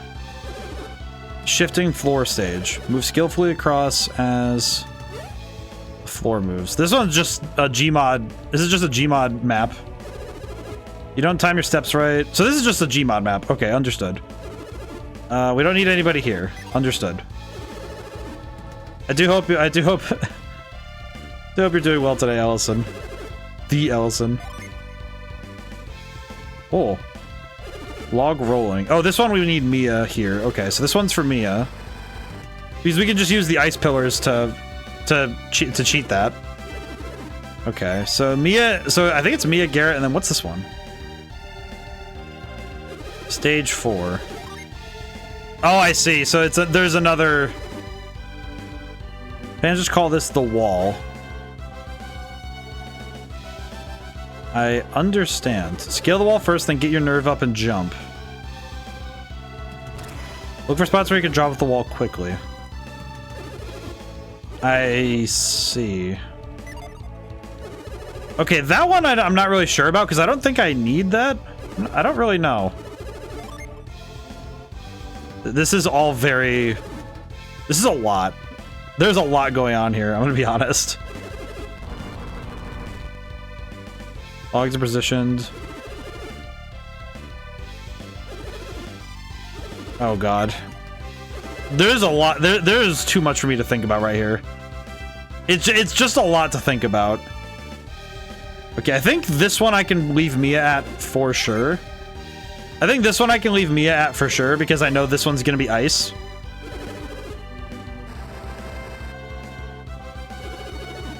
Because this looks like something that'll be very easy for me to figure out. So we'll have Mia wait here. Yeah, this is, I can already feel that this is going to be bizarre. For me, at least. Okay, this one, yeah, this one is just the, okay, just stare at it for long enough. Don't need to worry about that one. I do appreciate these puzzles, because these feel like really fun thing. These feel very fun to figure out. It is a little bit strange, all things considered, but I do appreciate it. I think the way that this is organized is very cool. It is a little strange to me, but it is also really fun. I really like this. It is a little bit nuts, all things considered, though. So there's Mia. Okay, so stage 5, I don't think we could do anything else. I don't know. Let me look at stage 5 again. Let me look. This is called the boardwalk. Locks your position to block your path.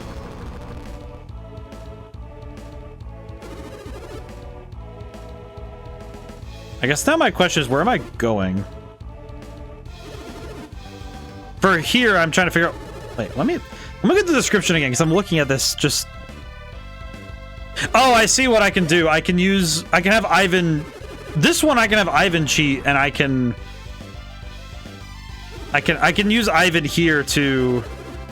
Okay, So basically, it's the difference between an item and time. Yeah, because there's a box there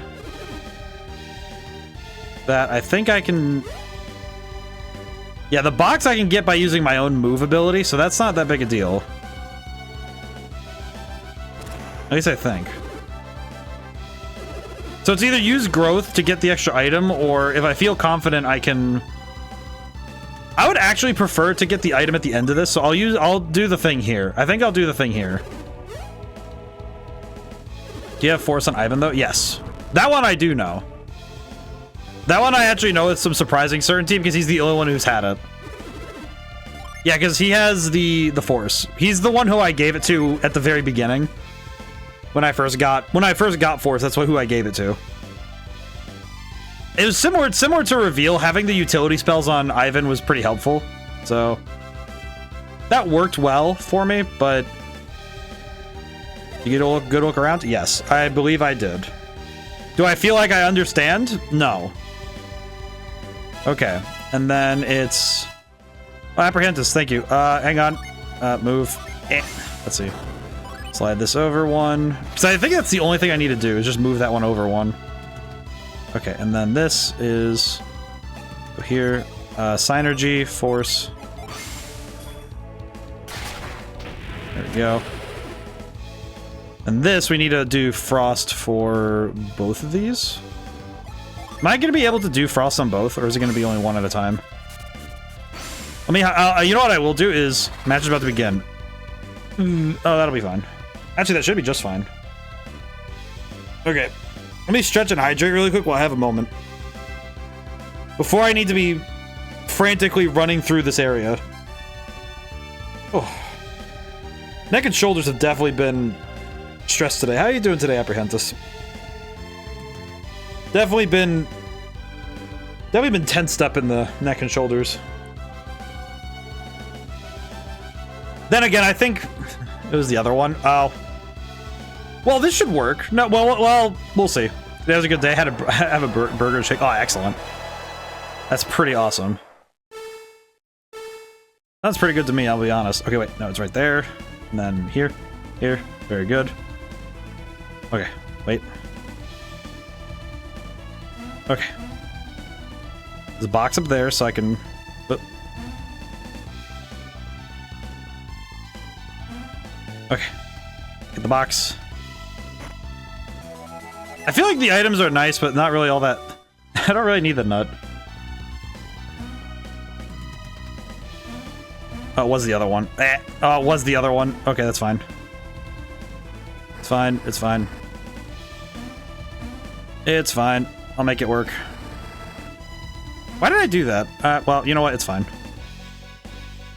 Okay, I don't really know how to get to that item, but I don't need it. It'll be fine. Oh, and then push.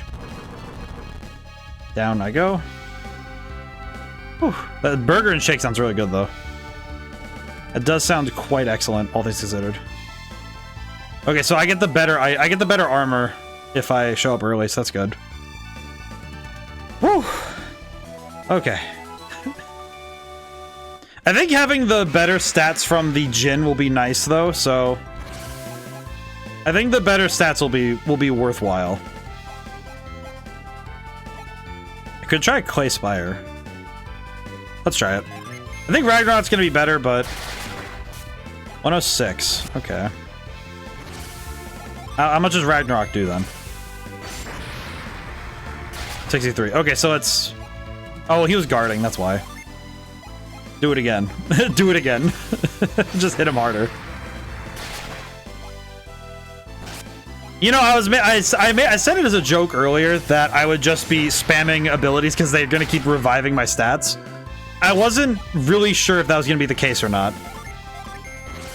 Because it definitely feels like I am doing nothing but spamming the same moves until they stop.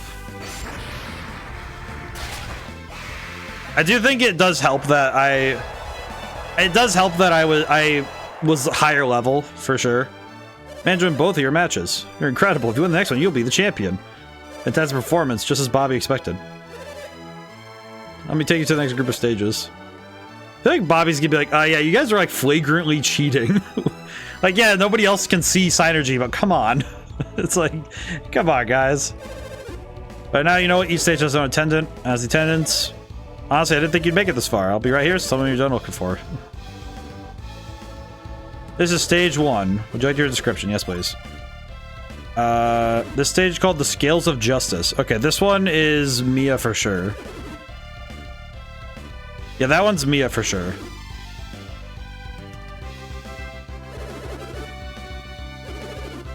But let me take a gander. I'll take a gander real quick before I make decisions. How many stages are in this, though? This is a lot of work. Stepping stone stage. Oh, just use Garrett to move that over one. I see. Because that cuts out so much of the travel. That cuts out all of the travel time if you just move that over one. Yes. I'll just put Garrett here already. I kind of know that Garrett... This one I know Garrett has to be at, so... I will be... I would like it if the next one is just... Oh, here's another one you have to... Oh, God. What the heck is this? Oh, God. It's a wipeout challenge. Why? Oh, my God. Your timing lava piston might knock you off the ledge. I can't even begin to understand how some of these work, or also how the construction is made. It's nice that I don't need a world-building explanation for this. It's just so funny to look at. Free climb area. Sheer walls of bumpy surface. Oh, I need growth to mess with that one so I can get a shortcut. Okay, so this one I would need to use growth again. Interesting. Okay. So that one's gonna be... Okay, how many more stages are there? Oh, there are 6 in total. Interesting. That's gonna be tough. Okay, log rolling area. Oh, I see, I see. I don't even know how... I'm trying to figure out exactly how some of these are meant to work in the grander context, and this is quite complex. This is called the moving sidewalk stage. The conveyor moves and belts opposite the way you need to go. Oh, I see. So I could have Ivan here to knock this over if I think this will be a problem. So Ivan could go here, or he could, because we could stop that. Everyone has to be the one with growth at that time. Oh, yeah, I see. So I need to have growth, which... Oh, that's gonna be weird. Okay. This one, I don't see what we're supposed to do with this, but... I think what I'll do is just suffer the... I think the free climb I can do just fine. At least I think the free climb I can do just fine. I feel like the moving sidewalk is gonna be more annoying. Wait, no. Yeah, because this one I think is fine. This one I think I can do fast enough that it'll be fine. I don't know, though.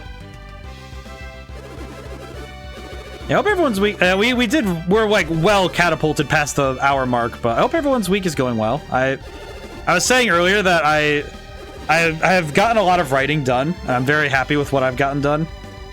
So I'm excited to see the short story collection almost done. I only have a couple more stories left, which is a little bit crazy to me. Feels weird because it's definitely a larger book than the first short story collection I did in 2022. I think it'll be nice to do it every other year, you know, do a short story collection every other year. A full house. Okay, and this one's the one with the ice, so we'll do that.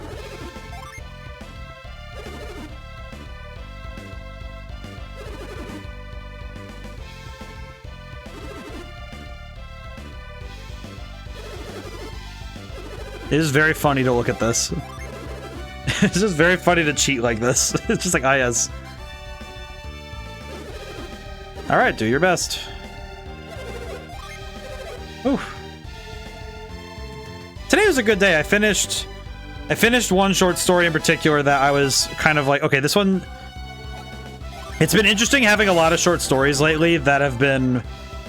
I want to turn these into full books. Rather than... short stories that are like short stories that feel like I could very easily kind of say, oh yeah, I could do this punchline and that's it. So I like that. I like that the ideas I've been having lately are good enough that I could very easily see myself wanting to explore them further. And that's nice. Hi, Mia. What's this? Oh, bomb. Nice. Bomb makes me very happy. Damn it. Oh god, this is gonna be the part where I get screwed up a lot. Oh jeez.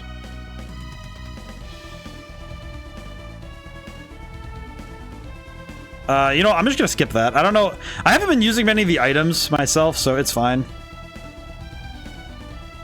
I think the parts that are gonna be important for me to be faster on are gonna be the parts that I do the best on. It's just fine. Okay, down we go. Now we cross this. No worries whatsoever. Oh god, I forgot about this one. I forgot that this one existed.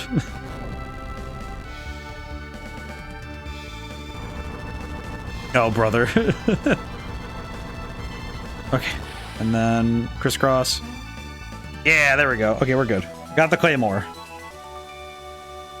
Woo! Okay. Today was a good one. I think the toughest thing sometimes is trying to remind myself that most days are really good. It's just that when you have a day of work that's really, really good, followed by a day that's, oh, it's just normal, it can sometimes feel a little bit underwhelming. But I appreciate that I've been having consistently good days of work every day this week. And I like that. I like the work I'm doing now. The work I've been doing lately has been very fun and fulfilling, so I think once I start taking all that I've learned again and start doing another game project, though, I'll be really working in my element 100%. Because I think the next game project is going to be my most inventive for me. There's going to be me having to do a lot of introspection and research, and then also flexing out my skills. So that'll be a lot of fun. I'm looking forward to it. I definitely am also looking forward to the week in December I take off to do planning. Oh no, he passed out. What is happening?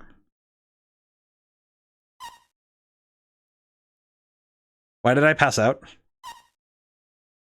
They're all just saying my name over and over again. Oh, he fell asleep. I actually did fall asleep.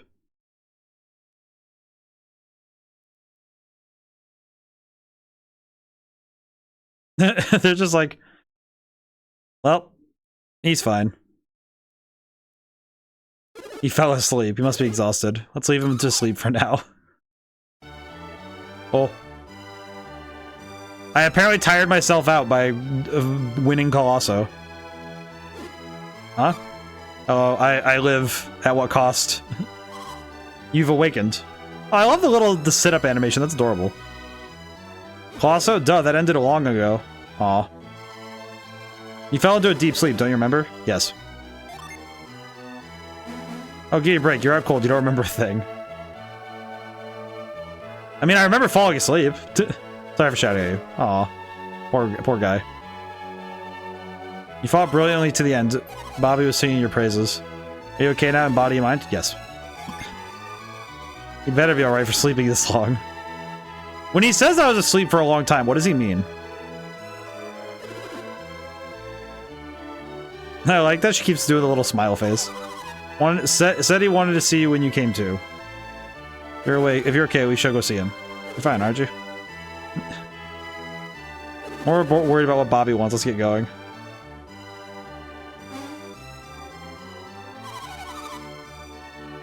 He doesn't want to lounge around all day. I wonder how long a long time is asleep. Because is it I was out for 2 days, or is it I was out for... Or was it something like, oh yeah, I was out for a good, like, week. You happen to lose, you wake up here like he has a dream and get to retry it again. Oh, that's funny. So you can retry it if you mess up. It's kind of funny because it's like, oh, it was just a dream that you screwed up. Excuse me, where is the Babi? Did you meet the Babi? No. Why aren't you going to be with Babi to discuss things? He wants to talk to you before you leave. Yes, but I wanted to know where he is. Thank you. Thank you, old man, for being helpful. Yes, I appreciate the old man for... The old man really said, have you done it? Have you done everything yet? No. Oh, I see. It's this way. Old man, I need to speak with you. Waiting for you and your companions, Roy. Who is this guy? I ate too much Borgor. Oh, I get that. I'm talking so far away. Come over here. Why are they being so? Why is this guy being so demanding? What's wrong with you? The burger is excellent though. Eating too much burger is a fine problem to have. Most rewarding to see Babi's favorite warrior steal the day. ODaM, bring him the victor's prize. It's just a dead rat. It's behind the throne. It was just dead. Receive the lure cap. I'm sorry. The what? Is that a fish? Is it just like for fishing? Instant. You're feeling better now? Yes. The recuperative powers of youth, and after such fierce battles, who could expect less from the warriors who rescued me? Enough of the flattery. Get to the point. Why were we summoned?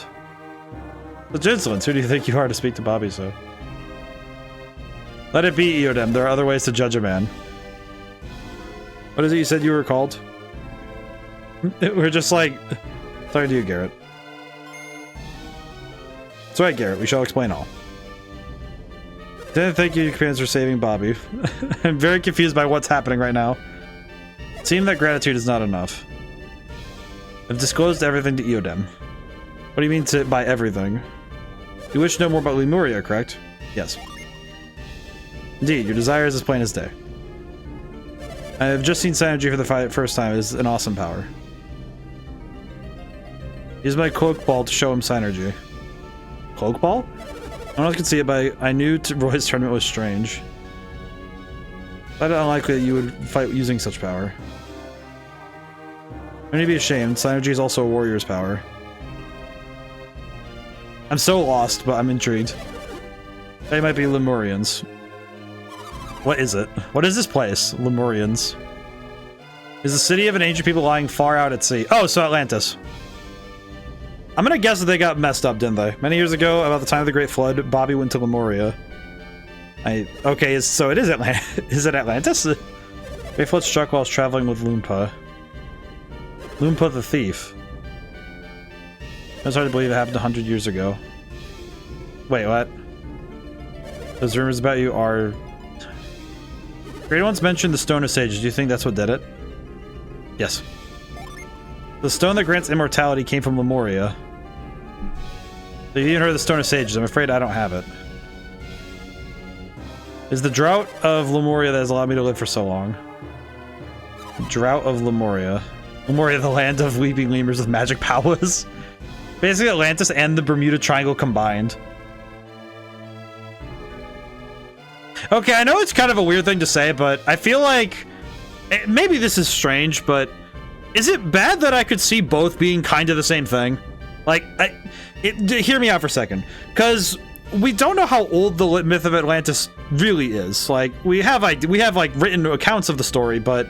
If the story existed long enough, do you think that it'd be possible for continental drift and therefore the movement of continents away from each other to put the Bermuda Triangle somewhere different than where it originally was?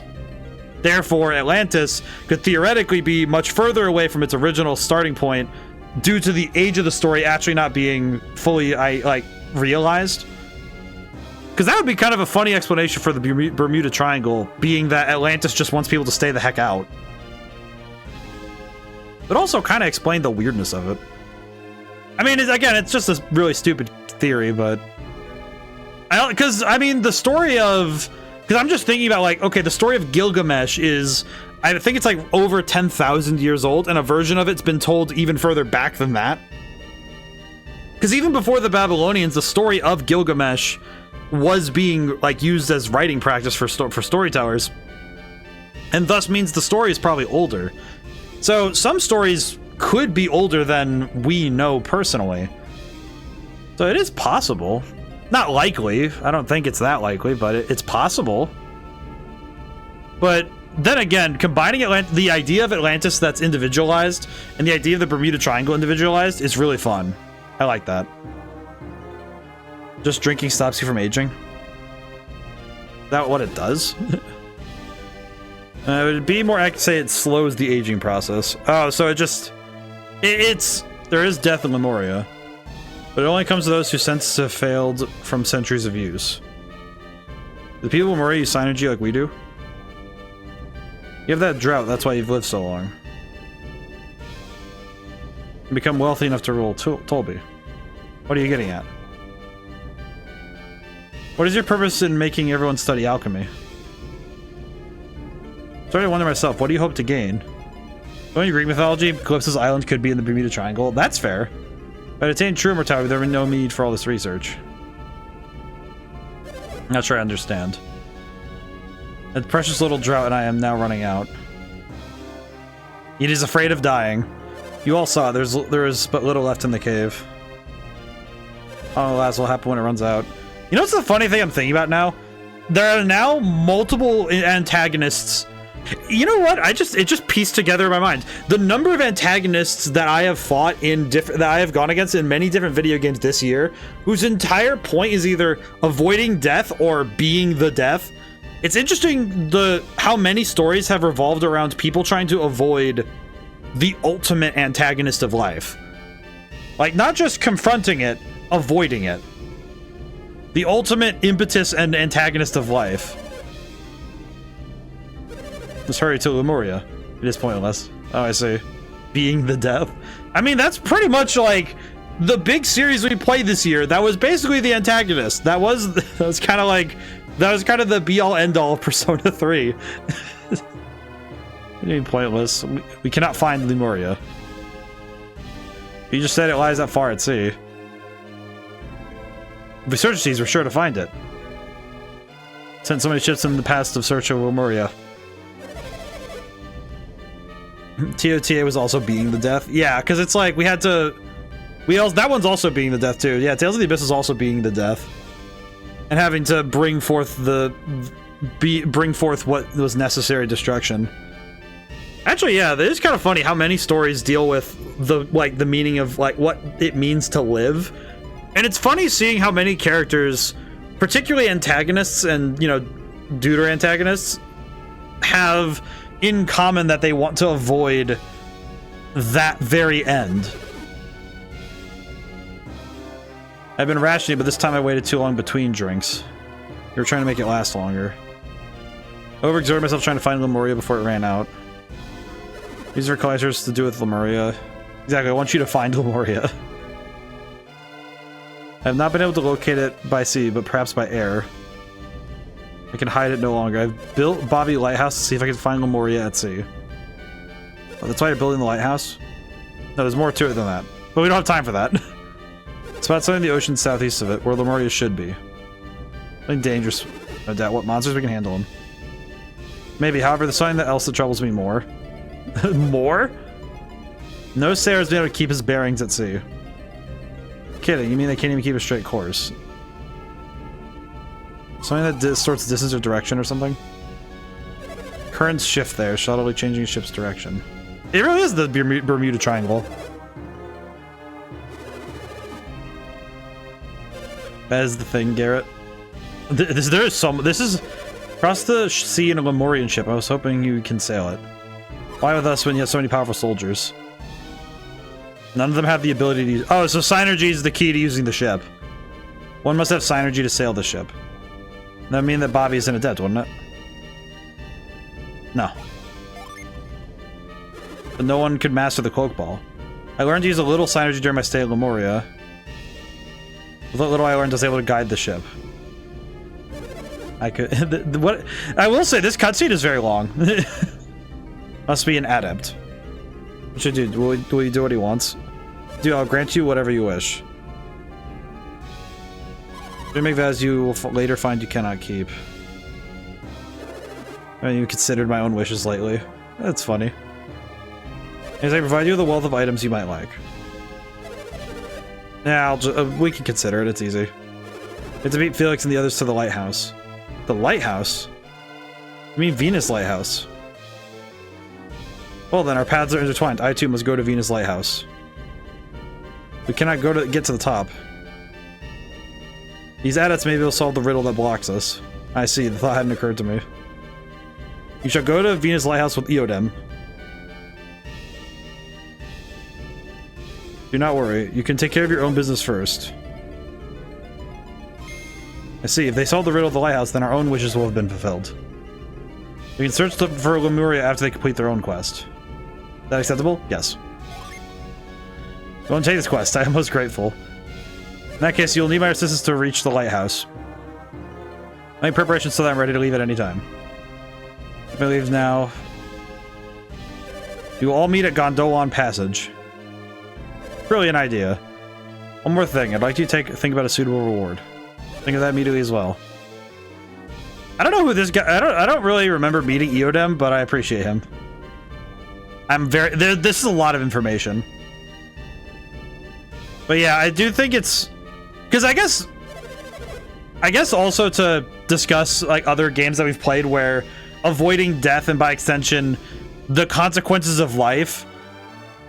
Lies of P's the other one that jumped to mind when I was thinking about games we streamed this year that I was thinking like just popping in about the ideas of death, because Lies of P had a lot of the ideas of trying to revert death, gain immortality, become God. And a lot of it was trying to avoid the consequences of a finite lifespan. So it is rather interesting seeing how similar ideas are tackled and adopted by different stories. I think this game's done a pretty solid job with... Because alchemy, I think... And by extension with alchemy, the nature alone of... Oh, that's cool. Let's... I know, not use. Equip. Go. The Earth Shield is kind of nice. But the... Wait, what's the lore cap? What does this do? Increases random battles when equipped. Oh, I see. But the fact that there are a lot of stories that, in one way or another, deal with the... Oh, there's an item in this room you have to interact with twice to get it, though. Let me go take a gander. You have to interact with it twice. Interesting. Let me go take a gander really quick, because now I'm curious. Hang on. Let's go see.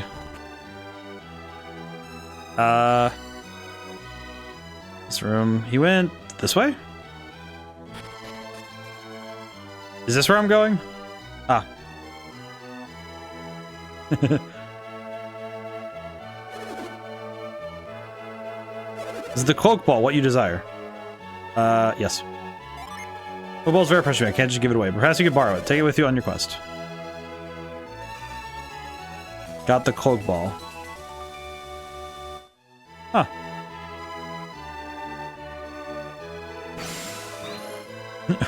Why is this old man just looking at him?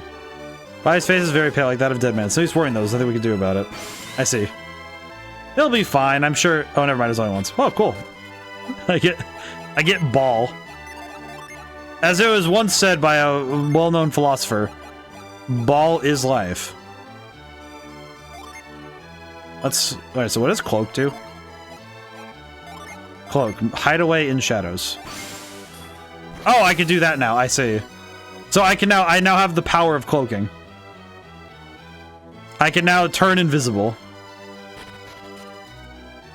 That's pretty cool. I like that. That's fun. I get the funny ball, though. You can go rescue Hammett now. Oh, with Dodonpa, I remember now. I can go to Dodonpa now. I see. I should probably save my game. Because now I can go through the cave, go all the way to Loonpa, go to... Yeah, because now I can go all the way over there. Yes. Okay, I'm remembering where to go now. Hang on. Because I can use the funny cloak ability. I'm gonna have to... It's gonna take me a while to get over there, but we're gonna do it. It's gonna take a while to get back over there, now that I think about it. The fights won't be too bad, all things considered, but it's gonna be a long trip. Wah. Ow. I'm gonna go see if I can rescue Hammett. Let's go see if Hammett is possible. There's the cave. But yeah, I am really... I think I need to do like some sort of... I feel like maybe that should be something I could try and do along with the tier list that I do every year. Might be fun to do, but also do something like a literary analysis video. Like, hey, this is what I learned. Like, looking at all the games I played this year, here are the things I kind of picked up and understood from the different, you know, shared themes. 'Cause that could be pretty fun.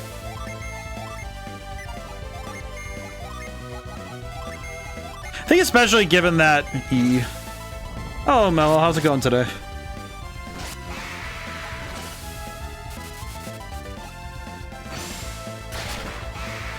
Hope things are well. I'm like, my brain is doing its best to... I feel like this game, the only thing that's tough is when the puzzles get tougher. My brain has to work twice as hard. How goes the Golden Sun? It's going pretty well. We just got the ability to turn invisible, which does imply that I have to remember where is Bilibin, Alton, Llama Temple, Vault, Loompa. It's up there. Oh man, I have to go way north. Holy crap. That's a long... Okay, wait. I have to remember how to get there. Oh god, this is a long trip. I can already feel it. I'm trying to remember how to get there. That's the thing that's getting to me, is trying to remember how to get back. But the Golden Zone is going well. I think the thing I'm appreciating the most about this game is that I don't feel like it doesn't feel like battles ever get boring, and I don't feel like I feel like the story, while some parts of it are a little bit denser than others, I do appreciate that it's letting you understand the events as you see them. I like that. I think the story being relatively simple makes me happy. I think it is also because I am a big fan of stories that, for lack of a better way to say it, I like stories that know when to stop talking. Did you end up get stale? You can always mix up your gin and class experiment. Yeah, because the fact that the gin alone This entire system is crazy. This entire thing goes it does some crazy stuff. So I can foresee that. I feel like the greatest challenge in this game would be trying to move all of the Jinn to different people. Have you done any mixing yet? A little bit. Mainly just to get growth and some of the other, like, required abilities.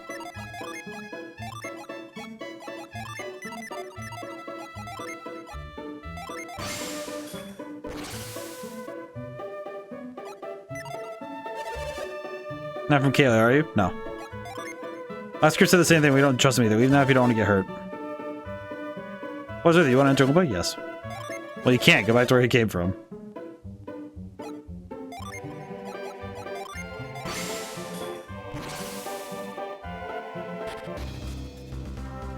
What do I do with this?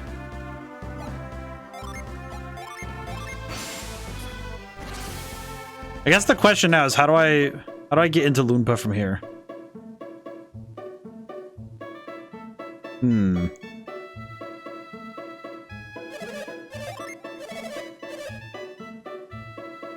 Yes. Return here to Kaylee very soon. Just wait a little longer. This is what Zampa told us to say. How does one enter this place?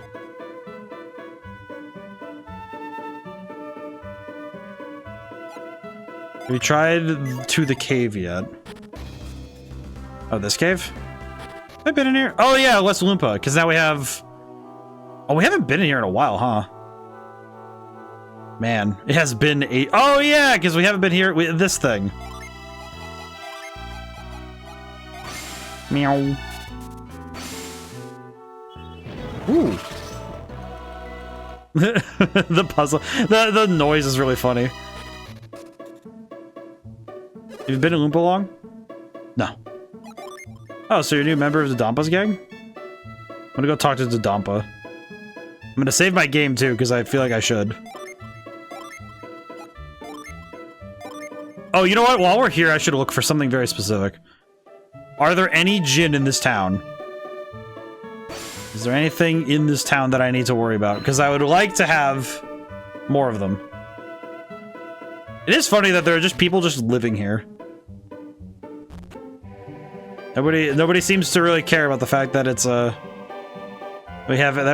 they're all a gang. Hello. Sell you as much armor as you like once the village is reopened. Oh, I see. Let me go talk to Dodonpa.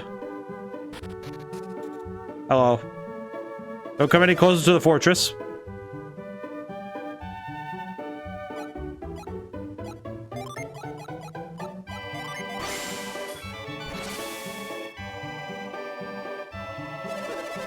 I don't know why, but I like the idea of, ah yes, I will now disappear from sight.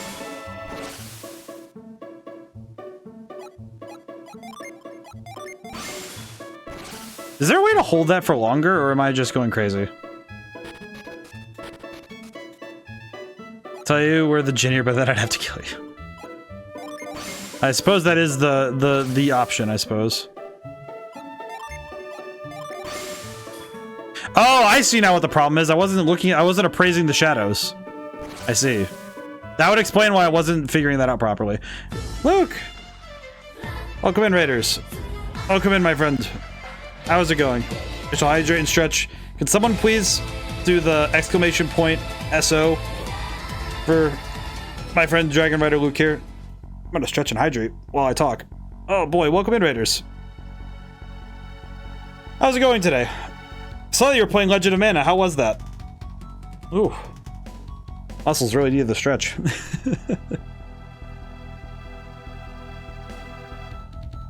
And for those who don't know me, I am ODaM. I make many things. I've actually written a couple books. I'm writing a book right now again. Confusing? Oh, I see.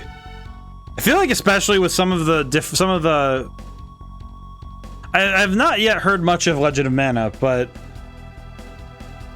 I am intrigued. Let's see, where am I? Oh. This place is very strange.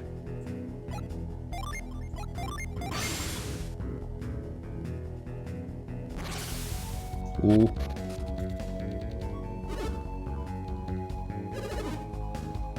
Oh god. Oh, I get ferried all the way out if I get caught. Didn't know your shadow is available for non-mods. Well, it's like, because mainly I haven't had anybody try to even use it when, like, if I don't know what the goal of the game is. I think it's to finish as many tails as possible. Interesting. It sounds interesting. I'm gonna have to, I'll have to go back and watch your VOD because I'm curious how it, oh, hi.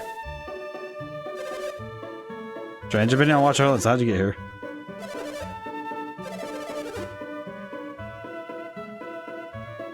Oh god. I can already tell this is gonna be difficult. Interesting. I'm kind of, that sounds like fun though, but I imagine if you have a bunch of short stories in a row, it'd be a little tough to suss out. But yeah, Claudia, I don't tend to worry about whether or not it'd be a problem if I allow the if it's non-mods. I just tend to leave it alone for now. I might make it mod only if I need to, but one of those things where it's like, yeah, well. I think it's only because of the fact that I haven't had anybody try to abuse it, so it's like, eh. It's definitely been more expedient. It's also just because it's like I think it's the general rule of thumb to not like try to spam it. Fair enough, yeah. Abuse it for you, don't worry. Oh god. Oh, he's coming close. Where are you? Oh god. I did not realize there's gonna be. I can already tell that exploring this place is going to be pain. I can already feel that this place is going to be difficult to explore. I do like that walking around like this just creates an outline. But I tend to, I don't really it's mainly just because it's, you know, it's like, it's a generally understood idea that it's not really something to, because I feel like if somebody genuinely wanted to try to use it in that manner, it would be kind of like, well, what do you gain from that? But yeah, I'm pretty sure it'll be fine. Let's go this way next. Old man. Who goes there? Where are you? You know, like, nearly as mean as the thieves in the fortress. You sneak into Loompa and search something. Yes. Great merchant Hammett. I'd tell you if I knew, but I don't. Okay, thank you. Oh. Right, no one who saw you use it will want to see your stuff. Like, if I feel like, that's the thing, that's kind of it's that thing, it's that rule of, if somebody abuses the rules in a place, it's not like it'll gain any sort of goodwill with those that watch it happen. So to me, it's like, yeah, well, it's a self-policing thing that I don't need to worry about. And besides, it has a 5-minute cooldown, so it's not like it's an easily abusable thing anyway. But that's why I don't worry too much. But nevertheless, I'm definitely looking forward to getting to try out some new games coming up soon. Oh god. Okay, I did not realize that. You know what? I just realized the circle is slightly bigger than the. Let me see. How close can I? Oh, so it's a little bit bigger than the actual circle, so that you have a little bit of room, a wiggle room to back up if you need to. Question. Okay. Hello. Hey, intruder. Think you're going any farther? Sorry, but you're not gonna have to fight your way through. Oh, okay. Brigand appeared. Oh, I haven't seen a brigand in a while. Well, let's body him. Time to send this man to the second life. High impact and... Actually, let's do attack so we can try and get a freeze. Get a stun or something. Oh. Time to hit this boy with everything we can.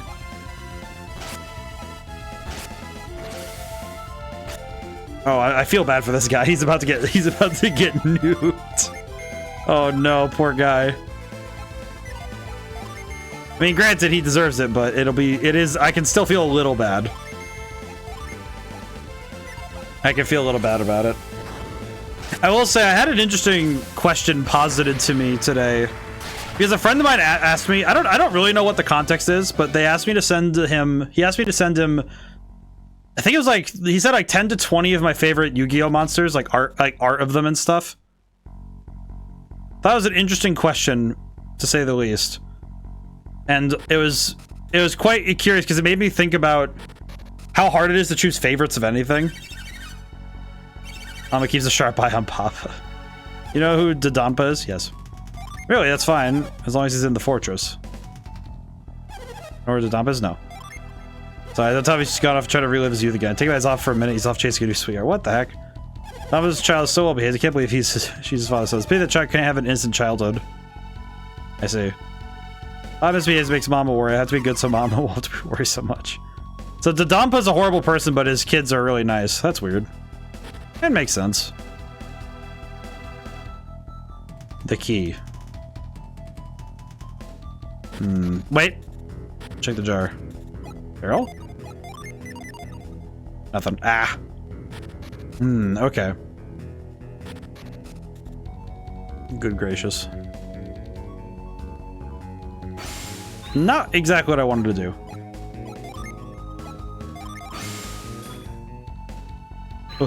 Ah. The timing-based ones are going to be the downfall for me. I can already feel it. What was that? What is this? Oh, nothing. Okay. Just a wall.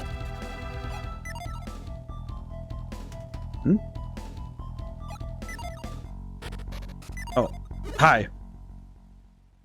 Did you guys come to get Hammett back? I bet he is. What a boulder rascal. Dodonpa will be livid if we lose Hammett. Really in for it if we let these kids get away. I don't know. Not going farther. That was some serious bruises anyway. I don't know why, but there's something very funny about these guys just be like, oh god, they're children.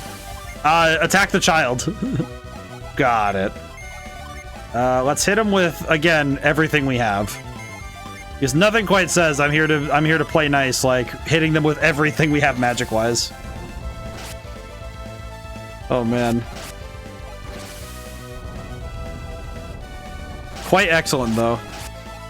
I will say I definitely notice more of my video game roots when I'm writing stories, when I'm writing fight scenes. So I think making novelizations of fight scenes in video games is a lot of fun. As a writer, there's a lot of fun you can have with doing stuff like that, like doing stories and trying to verbalize what you see on a screen, you know, doing video game stuff. It is extremely hard to do really well to keep it interesting in text form.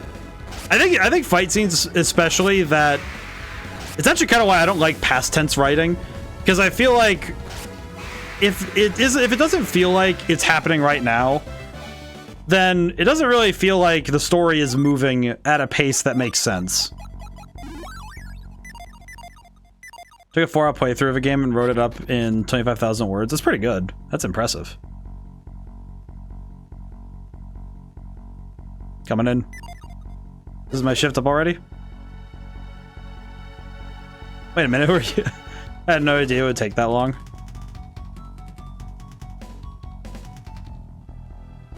I think a 4-hour playthrough though, because you have to, if you're taking a playthrough, especially for games with a lot of dialogue, I think you kind of realize how much dialogue you have to write in a game when you start looking at how much, when you start actually breaking down how much it takes to build up that, like how much it takes to build up the story with text alone. It balloons out really fast in terms of the text count. The game was Air and Memories of Old. There wasn't really a lot of dialogue. Yeah, but actions... I guess the tough thing is that you want to make sure that your words are... I mean, I was taught also that, you know, you want to keep your word usage efficient. And I feel like when a game has a lot of things happening, it can be very easy to do a lot of words. I think I wrote at least 80% of the text. It's pretty good though. I think it's most impressive. Hello. Please don't wake Donpa.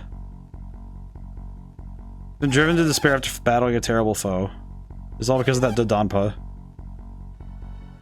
Are you the one that Donpa said would come to punish Dodonpa? Yes. Donpa's waited a very long time for you. Donpa knows that he coddled Dodonpa too much as a child. Minimalist game. Want to practice writing environmental descriptions? Ooh. Need to dump his eyes are open, Oompa will be a good place again.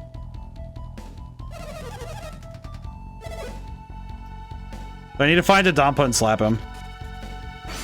I do think that there is a difference, though, between doing, like, descriptions and also... At least from my writing experience, I always find that it's very... It can be at times difficult to remember to cut back. It would be the way I would describe it. Oh god. Ugh. Because I think that when I write descriptions for things, I like to... You come back and talk to him after you slap his son to get a gin from him. That makes sense.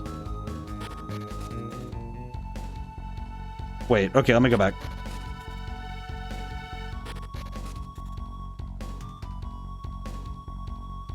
You can get that key? I'm gonna guess it's going to be... Where are you? Oh god, no.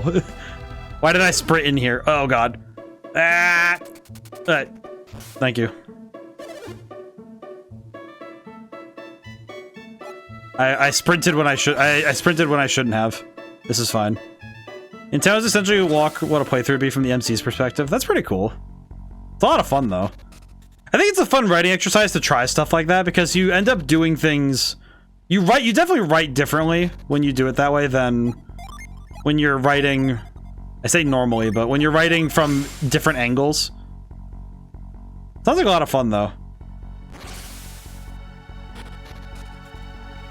I think at times it can be really tough to do. I think area descriptions are probably the place where the most work goes in my mind, because getting a good set, doing set dressing properly in writing is the most important thing, because you can't really. Oh God bless! I shouldn't have run. Weh. Because I think it can be very easy for a reader to get confused if the scene isn't set up well enough. I think some scene you can get away sometimes with scenes being minimalist or being pretty bare bones if the scene is meant to be simple. I think it also depends if authorial intent is, hey, I'd really like this to be. I'd like to play theater of the mind here. I think especially if you play D&D, you get really good at being able to draw those things in your player's mind, you know, being able to say like, hey, this is you get utilitarian about how you describe things because you want to make sure that it's only the things that the players really need, because you don't want to overextend on description, because I think description is like exposition, where it can be very easy to overdo it and end up with, you know, like disinvestment, because you get kind of tired. I think I get tired when I read a lot of exposition, you know? It sounds really weird to put it like this, but it's actually why when it comes to exposition, I try to wrap it in something else when it happens. You know, if a story I write is going to have an exposition, it's going to be something like, okay, I need to exposit while something's happen. Like, while something happens, rather. Because it definitely does not feel natural for someone to be explaining something while they... Oh, hello. Oh, I have to do this fight again? Oh, that's funny. You have to do the fights again if you go back through these places. Interesting. There's something kind of funny about that you actually have to redo these fights if you leave. Or if you get kicked out. It makes sense on a sequencing standpoint, but it is a little weird. It also means that this is going to be a little tough. Because that means that if I screw up, then I have to redo fights over again. Yeah, we'll make it work. But also, I think different authors also have different strengths. Great way to grind. It is pretty good. These guys aren't the strongest, but they are 400. I think it's 400. It's 400 experience and 300 coins a piece for this for like 3-person battles. It's not too bad. It's not I don't think this is the #1 best place to grind, but I do like it a lot. It definitely helps that these guys are not insanely threatening in terms of their power level. So I don't feel particularly worried about getting cooked by damage. Because I don't really have to worry too much. These guys do not worry me about with their strength. Yeah, because this guy is not gonna be that bad. Yeah, because it's 486. Oh, I leveled up. Actually, pretty clutch level up now. The main thing is that they have a lot of money. That's what I'm really here for. Wish. There we go. Yeah, not too bad. Ooh. Hello, sir. Can I slap you? But yeah, I like the... I think the books that I always found very difficult were if I'm reading like a physical book, right?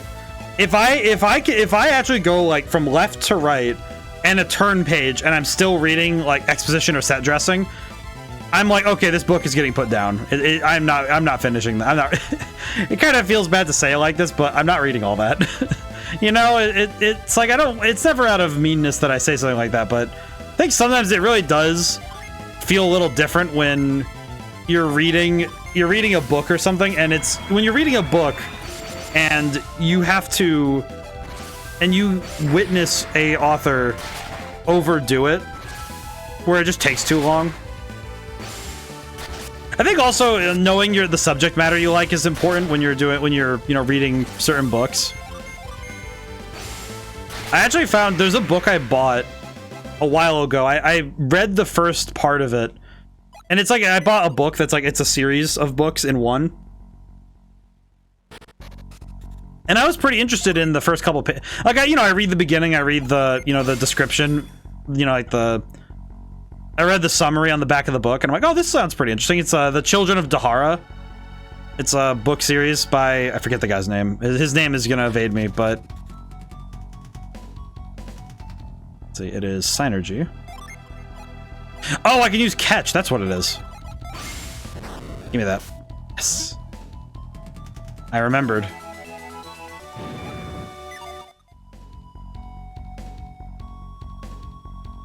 Hello. Hey, intruder. Think you go any farther? Are we going to fight your way through? I see.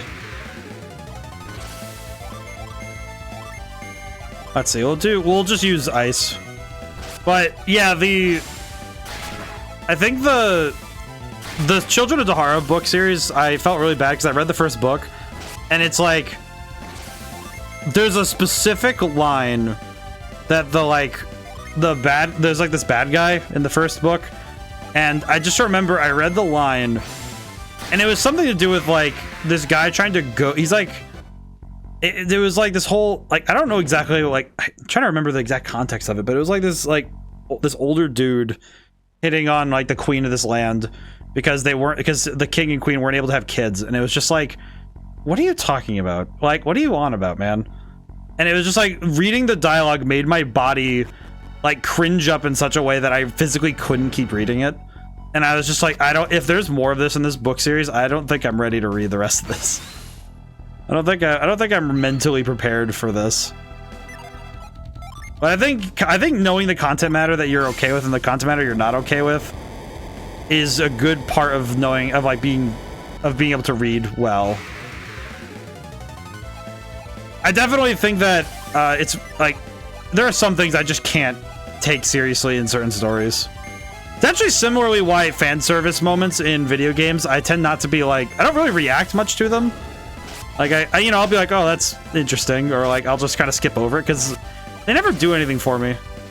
And maybe it's just because my brain just goes, oh yeah, that's okay. Maybe it's because I'm in the streaming context and I kind of like prude. I kind of like set up the walls of being a prude when it comes to when I'm streaming. Like I kind of like I get my modesty goes way higher. But even when I'm by myself, like when I'm playing by myself, not like particularly interested in that sort of stuff. But as a reader and a writer, it's good to know your comfort levels, because it can definitely be uncomfortable when you don't know your comfort levels as a reader or a writer, because you're not really sure what you can put down. It kind of feels like you're not sure. You can have some uncertainty in what you're writing and what you're going to put down. that can be really detrimental to your writing being able to be as effective as it can be. I think that sort of thing is especially why when a writer does something that feels, I guess the best word I could use for it is like scummy. It kind of feels like, now, you can sort of tell when a writer doesn't feel comfortable doing it, where it's like, oh, this is just like a trope in my writing field. I don't want to do it though. You can kind of tell in a weird sort of way. You can sort of feel it when a writer doesn't feel really like they're not really sure if that plot beat will work well with the story they're telling. And they sort of like pull their punch as they're throwing it, and it never it kind of negates the impact that sort of story beat would have. Let's see, Whirlwind. It is a bit weird of a tangent to go on, but I don't know. My brain just started thinking about writing stuff now. Open the cell. Oh. Oh, cool. There's just a skull. That's a big skull. What the heck? Writing is influenced by my education as an engineer. That's fair. I read a lot of fantasy novels when I was growing up, and Chapter Today makes use of thermodynamics. It's pretty sick. I think it's fun when, as I believe it was Mark Twain who said, you know, the first get your facts right, then twist them. Essentially, paraphrasing, but yes. But I think it is very important. Let's see, max HP. Who has the? I'll give this to Mia. So I think these two, their HP is just fine. I want to make sure that my two mages have the HP to survive. But I think it's a lot of fun when you write a story and it, by extension, has the ability to be even more effective because you got your facts right. Because you got the facts straight, you can do more fun things with your story. I think especially, I think fantasy and science fiction actually benefit a lot when you introduce real science. Not a lot of people necessarily know about latent heat for phase changes, but when you have someone moving around heat without regard of normal heat transfer, you get some crazy occurrences and entirely predictable ones. That makes sense. I can see that. I can understand that concept too. I think especially when you consider, like, with thermodynamics, there are things that I think can be easily forgotten when you're just doing, like, I'm just thinking in terms of thermodynamics, the stuff that I usually think of a lot is fire. I think fire is one of those things that freeze air, light surroundings on fire. I think the one I think of a lot when it comes to that stuff is knowing the byproducts of fire as a chemical process is actually really important if you're determining, like, if you're going to determine what a character can do with fire. I think one of the weirdest things is knowing the chemical process of burning, but even other things, like just knowing how, you know, knowing atomic structure and atomic theory can really help make your magic system look cool. Like, in the weeds of my own magic system, I know that there's a certain level of atomic theory to it that is not really it's never verbally said, because it's one of those things that you just kind of understand is that the rule of conservation of mass and energy is vital to good magic systems. I think good magic systems need to have that. Every magic system interacts directly with elementary particles. That's pretty sick. But I think like good magic systems, at the very least, respect science, because I think a magic system that has a science is a really well done one. At least in my mind. I think, like, you don't have to stick to our science. You just have to have, it has to have a science.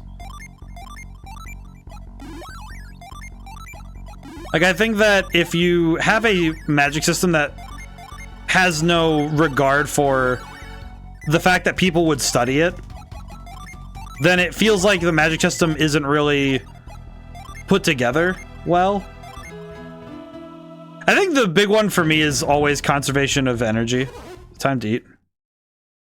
Are you Hammett? Where are you? Hammett. Ivan. Oh, that's nice. Oh, get a nice reunion. These people, are they friends of yours? Oh, Hammett. And it appears your journey has begun. Unnecessary does not conserve energy. I see. I think as long as it explains it, that's okay. I'm a little late, but I've come to save you. Shouldn't have risked yourself, Ivan. Hold it right there. Dodonpa. I interrupt your teary little reunion, Hammett. It must be your little rat, Ivan. You always did claim he'd rescue you. Look at him, he's just a child. I think these kids could get this far.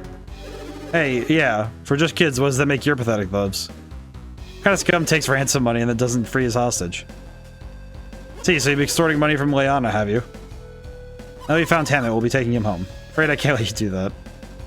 Hammett is what I like to call my little money tree. Dirty scoundrel. Name calling will help you, I'm not giving him up.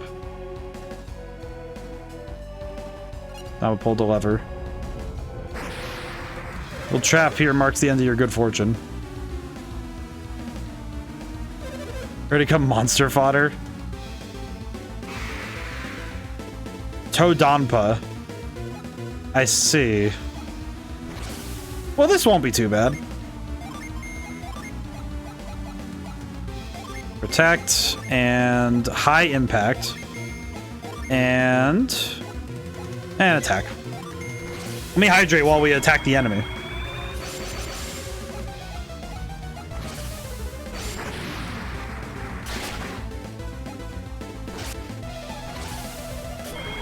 It is time to fight. Rotten blood. Blech.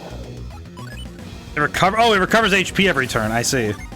That means we're gonna have to kill him very fast. I understand. Impair and I'm gonna try Storm Ray and see if it does a lot of damage, but I won't hold any. Won't be too worried if it doesn't. Okay, yeah. I'm pretty sure it's fire that's the damage dealer, but we'll see. Gotta go fast. Any enemy that has an inherent regeneration ability, I presume that they are going to be a problem if I don't kill them fast, so... Todonpa, let's try fire. I'll try Fireball really quick to see what it does. Let's see. I'll try Bind, see if it works this time. I'll try it. I don't think it'll work, but... Hey, never mind. Synergy was sealed. Fireball. Ooh. Thrash. Ow. And I think it looks like a Feraligatr. It looks like Feraligatr if it ate way too much. It kind of looks like if Feraligatr was you know, like lived in a very toxic environment.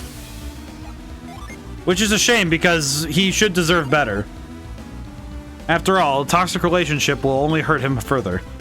Technically, he is in a toxic relationship because he lives for Dodonpa. So we'll have to save this boy from his fate of existing. Why is that where my brain went with that? Like, ah, yes, his fate of living. We must eradicate that. Yes, of course. I will spend this turn. I'm gonna do Wish so that me and Garrett don't die.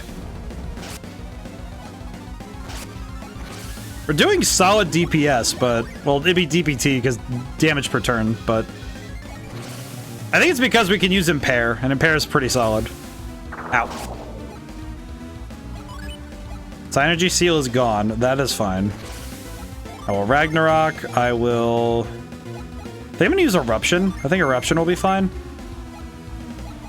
Boost resistance. I see. I could try putting him to sleep. I don't think that'll work. Attack and... attack. We'll just go for it. At the very least, we're doing more damage than he can recover, so that's good. That's a solid amount of damage to put down. Oh, he's been stunned. Okay, yeah, we're gonna cook. Yes. Excellent. His defense returns to normal. Okay, we're fine without that then. We're just going to destroy this man for everything he's worth. Because there is no surviving this. Yeah, because now we can just hit him with everything we have and just hope we take him down fast enough. Because if he's paralyzed, we have time.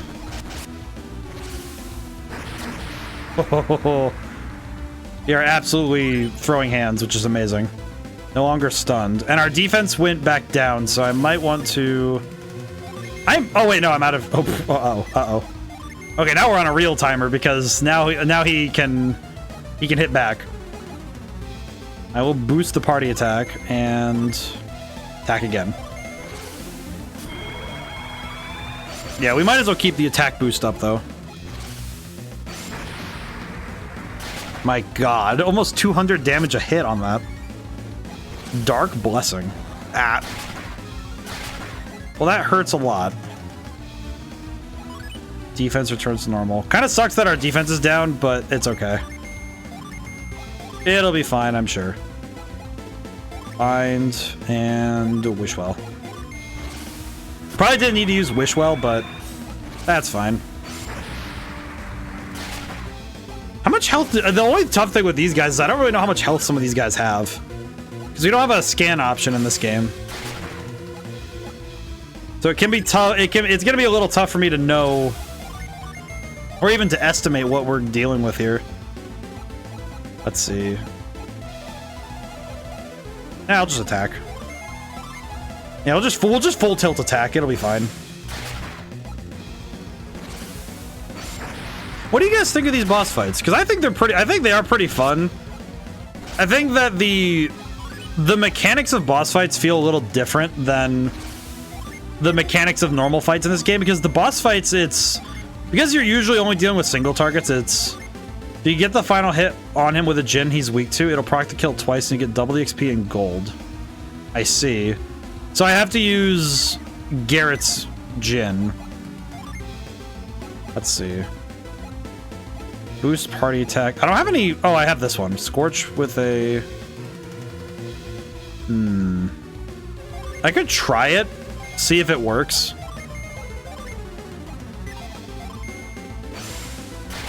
We'll see if we can get it. Oh, he died. God. 999 experience points. And 3,200 coins. And a side crystal. Well. No, get it off me. How did the Dappa get trapped into the monster? Try to pull another dirty trick on you. When the Dappa saw his monsters was when he tried to get behind you. A second longer and you would have been history. Dirty snake. The Dappa, you are rotten to the core. Yeah, okay, I'm sorry. Now get this thing off me. Get this thing off me. I don't know, that thing looks awfully heavy for us kids to lift. What should I do? Should we try to move it? No. No. I agree. What do you think, Hammett? I think we have to try, at least.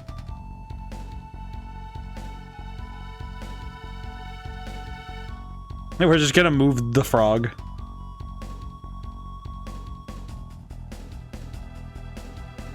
Yeah, it's just like, I don't want to, but...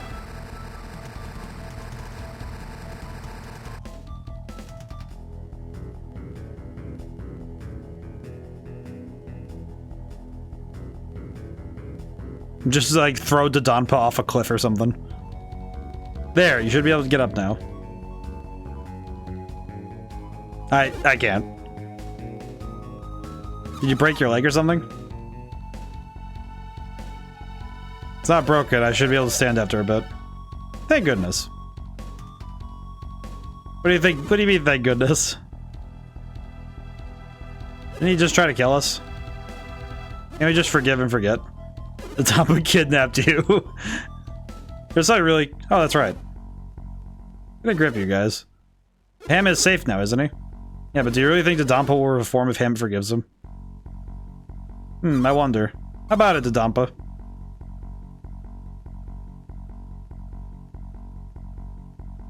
He already said he wouldn't do anything. Crazy to say that he wants us to forgive him. What do you think we should do with him, Garrett? Leave him here? You should lock him up here, just like you did to Hammett. No, how could you be so cruel?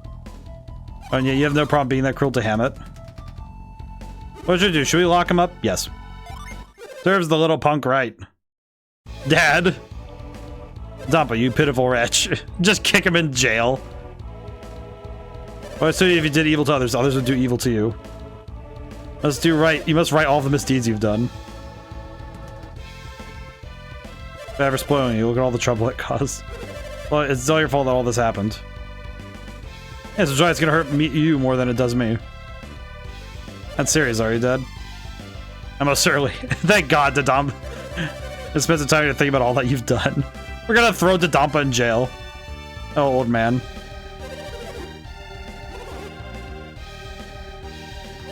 I must apologize. Thank you, Donpa, but you do not need to apologize. You forgive me. Oh, that's nice.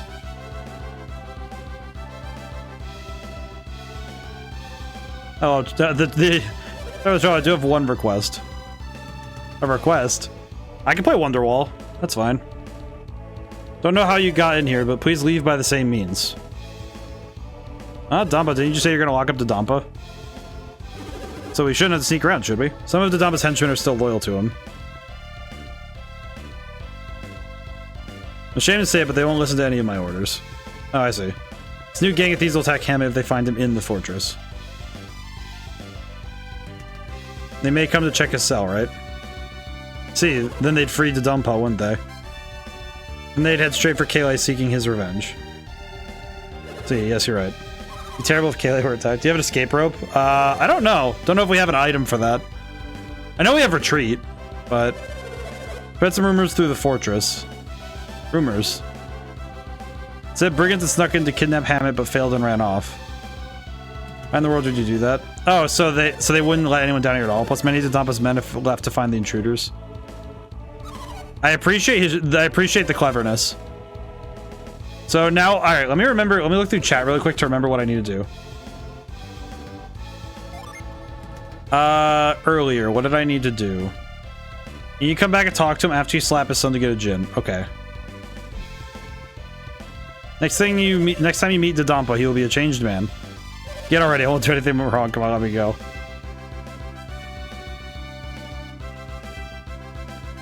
We just kicked Dodampa on the way over.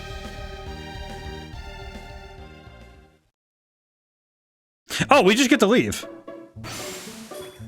Oh, that's really cool. We just get to cut the black. We're done here.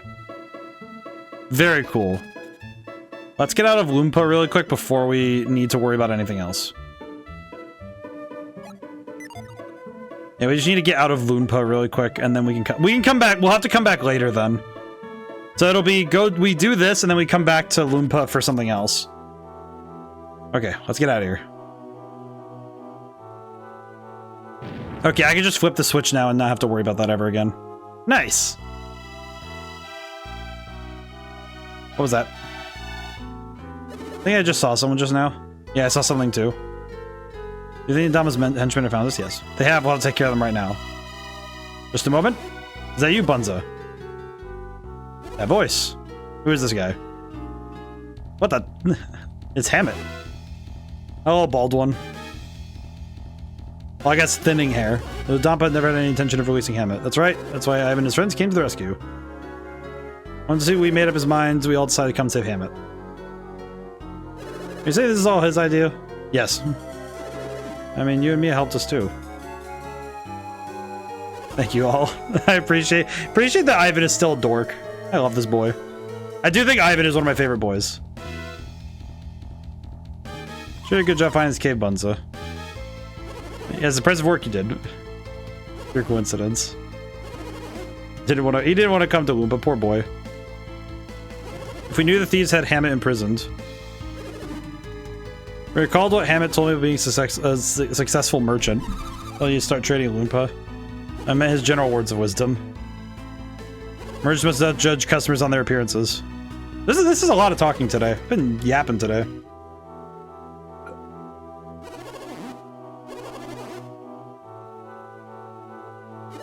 Oh boy. You came to serve the villagers even though you despised Dodampa. I think Kaylee Merchant will be permitted into Loompa. I didn't. In fact, they would not let me in. Knowing that you still came. You know what? There was a huge commotion, right? Must mean the activity caused by Dampa's rumors. All came together for me. The commotion was related to Hammett. I had to find out what was going on. Okay, so I will say one thing about some of these cutscenes is that because of how the text boxes work, some of them go... It is a lot of reading. And when you have to talk and read, it is a lot.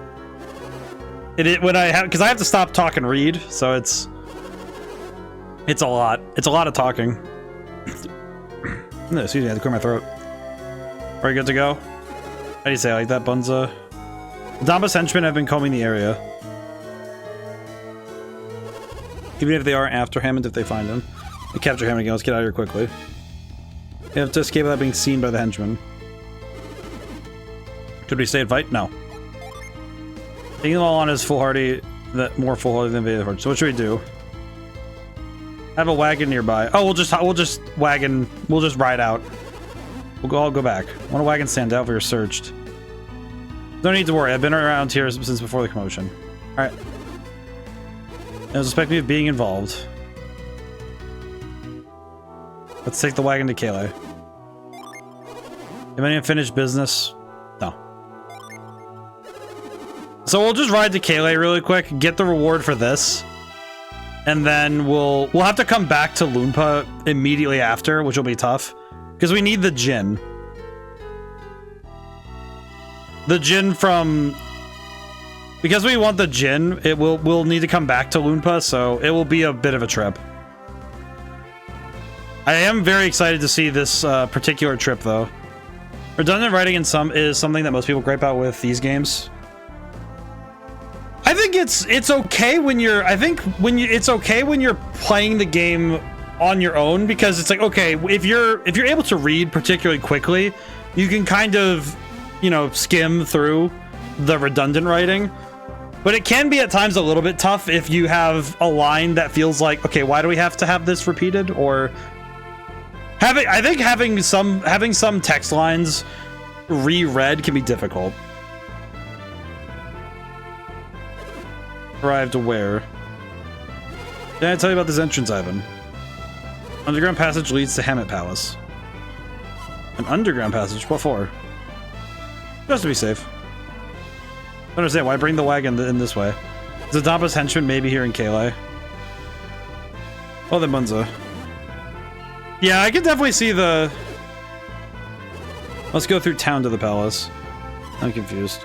You have no reason to hide now, do you? I shouldn't we go this way? That would raise suspicions. Okay. Wouldn't it be strange suddenly walked out of the palace? If anyone knows, they might learn of the secret entrance. Oh, I see. You understand? Yes. Okay, so he'll go in the secret entrance, and then we'll meet him in town. It'll be fine.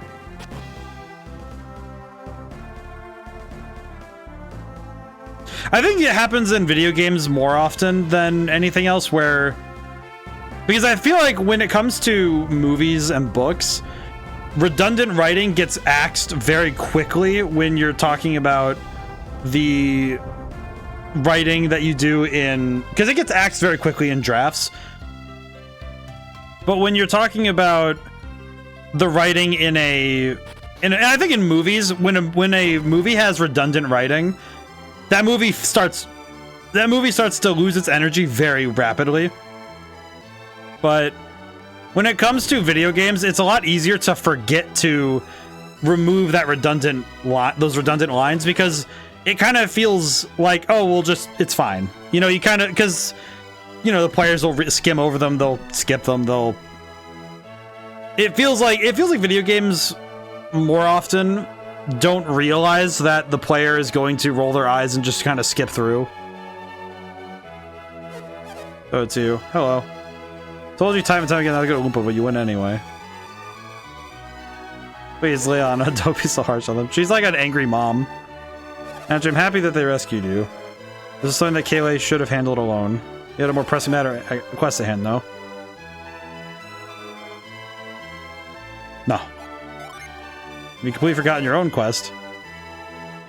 Yeah, no, you shouldn't. I had to rescue him no matter the cost. Already done, there's nothing more to be said.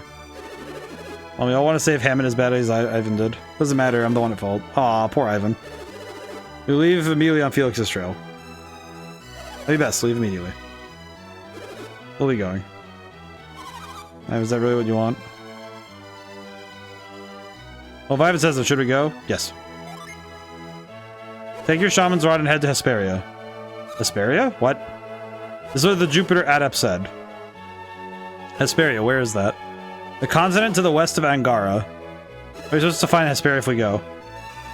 That I do not know. Continent to the west, on the other side of the sea. Do not waste time chattering. You must head out immediately. Okay. Alright, well, I'll talk to you. Oh, well, thank you guys. I'll see you later. Well, that worked out okay. Now I have to find my way back to... Oh god, there's so many places we have to go now. We have to go back to Lunpa, which is way back up here. So now I have to run back to Lunpa, because I need to go get the Djinn. Because the Djinn is very vital to our success.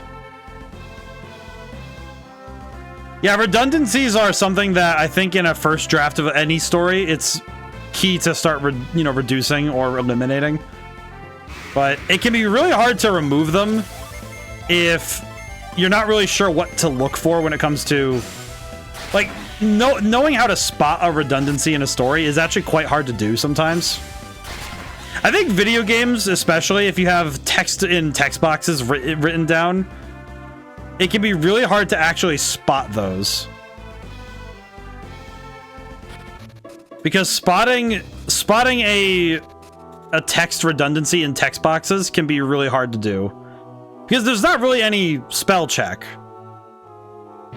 Oops. I forgot that does that when you press it. But I think the hardest part for any storyteller is trying to make sure that they cover the necessary information without boring the reader. I think that is definitely a tough thing to do. And when you're talking about video game writing, it can be extremely hard to do so without like having to really sit and, go through all your stuff really fast. Let's see, sell. We should sell some stuff while we're here. Night shield, we can sell that. The smoke bomb.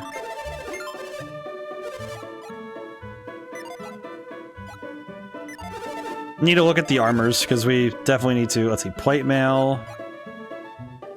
Okay. How much does the plate mail work? Not... Wow, that's barely anything. That's not that big a deal. I don't think I need to really get these ones. The helmets we can get because they're pretty good. The helmets are an easy upgrade, so we can get these, but...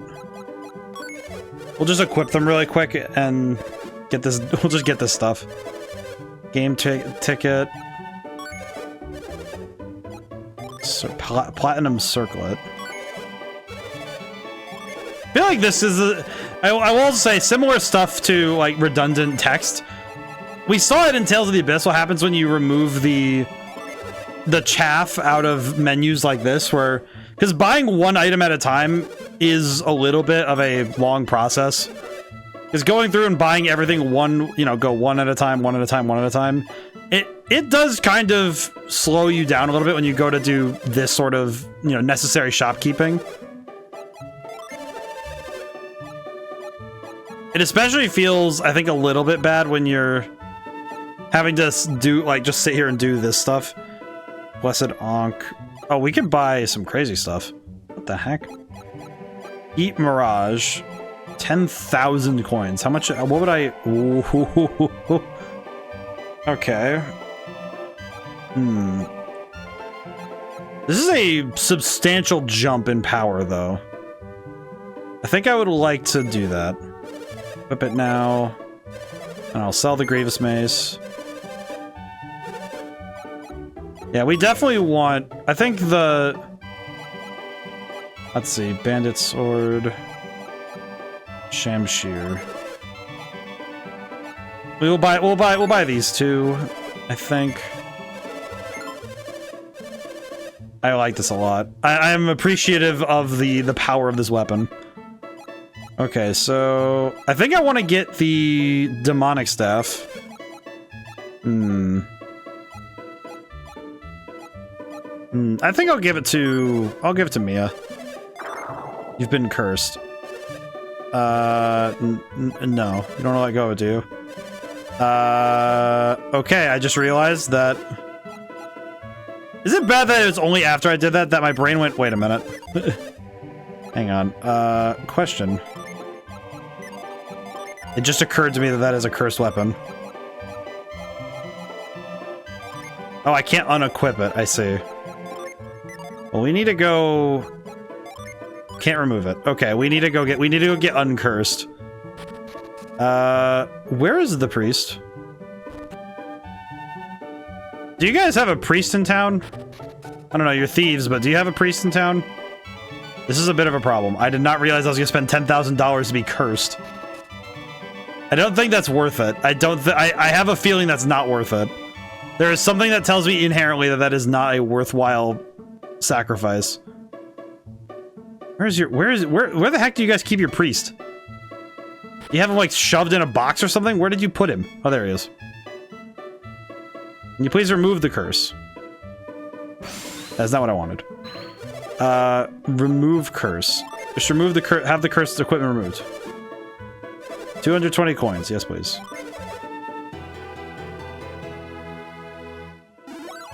Curse has been removed from Mia. Just know that all cursed gear has been removed.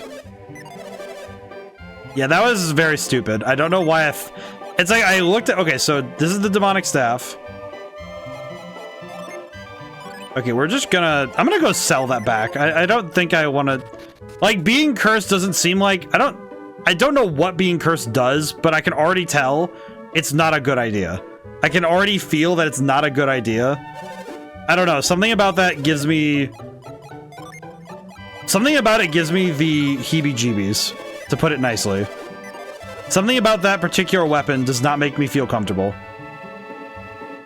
I can't quite pinpoint what the problem is, but it feels like the kind of thing where keeping that on would be a poor decision. Okay. Now we're gonna go back and get the Djinn. So we need to go back and find Lunpo one more time.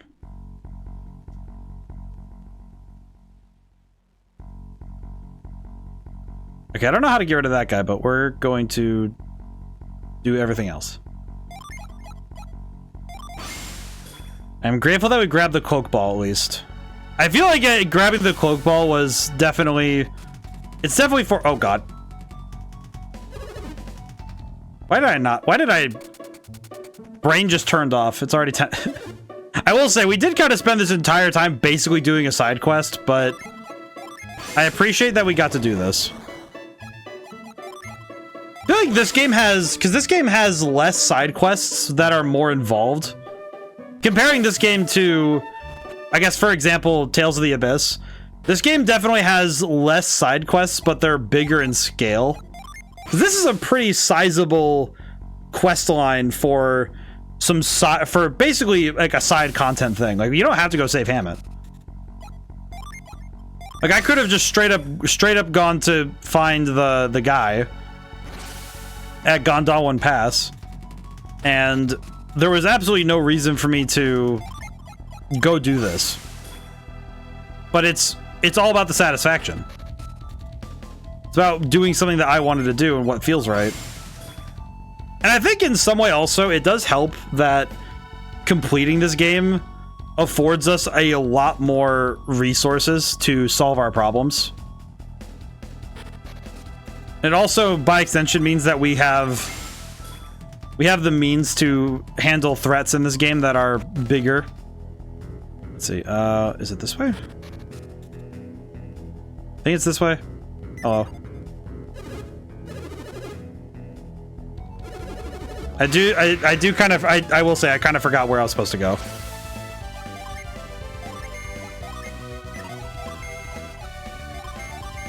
I did also realize that I kind of forgot some of my stuff. Acid bath. Oh, that just kills. Holy crap. Impressive. This is where Dodonpa... Okay, hello. Yes. Okay, this is where we find Dodonpa's family. Okay. Where is... I'm trying to remember where to find... Donpa. Hello. Yeah. At least these guys aren't too hard to fight, though. Especially with new weapons. New weapons are really doing it for me right now. New weapons are really cooking. This is great.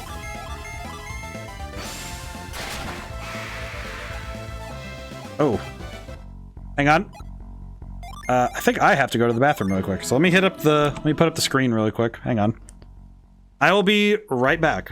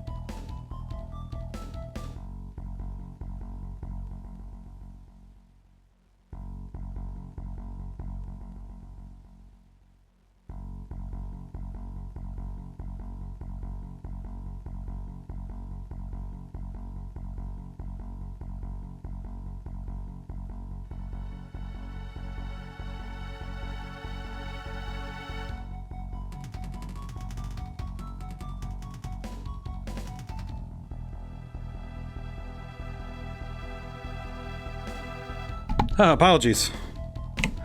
Apologies for having to take the delay. Ugh.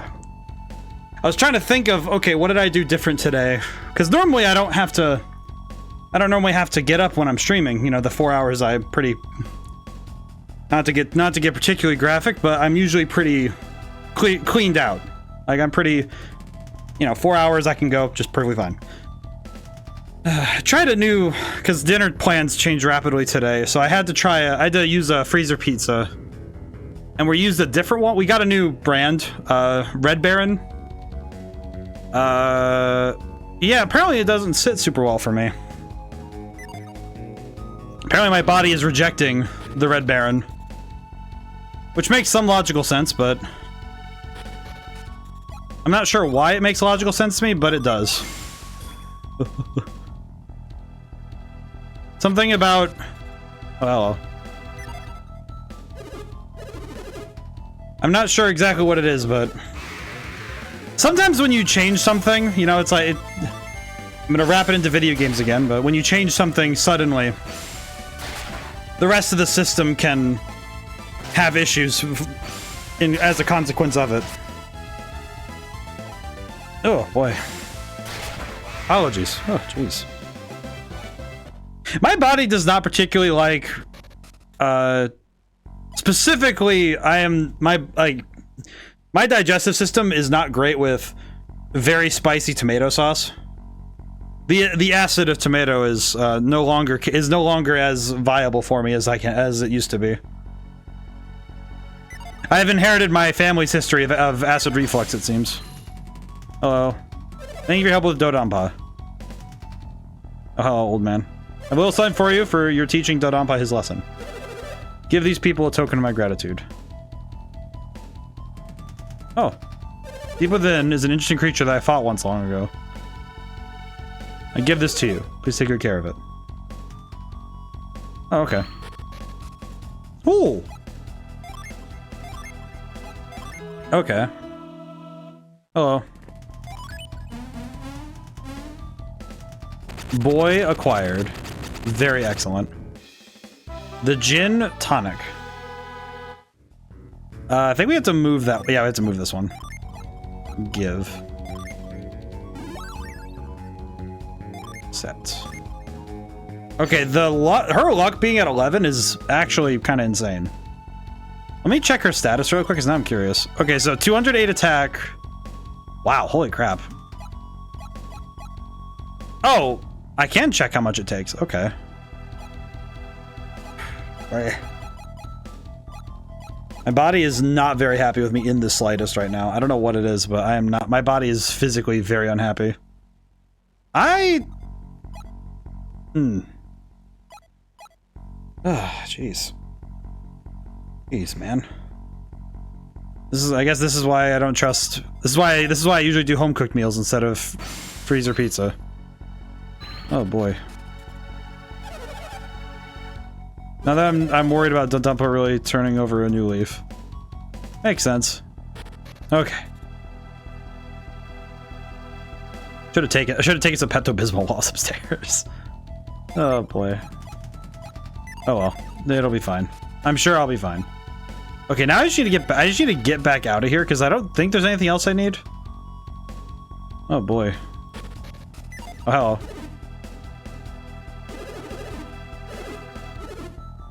Well, I guess we get to level up for free, so that's good. Well, at least we get to fight one more time so we can get some extra experience. Should probably stop in an inn soon so we can actually get all of our stuff back. Okay.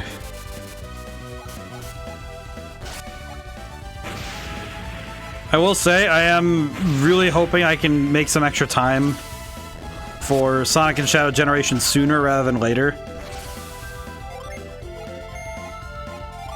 But we'll see where what I can get done with the rest of the year.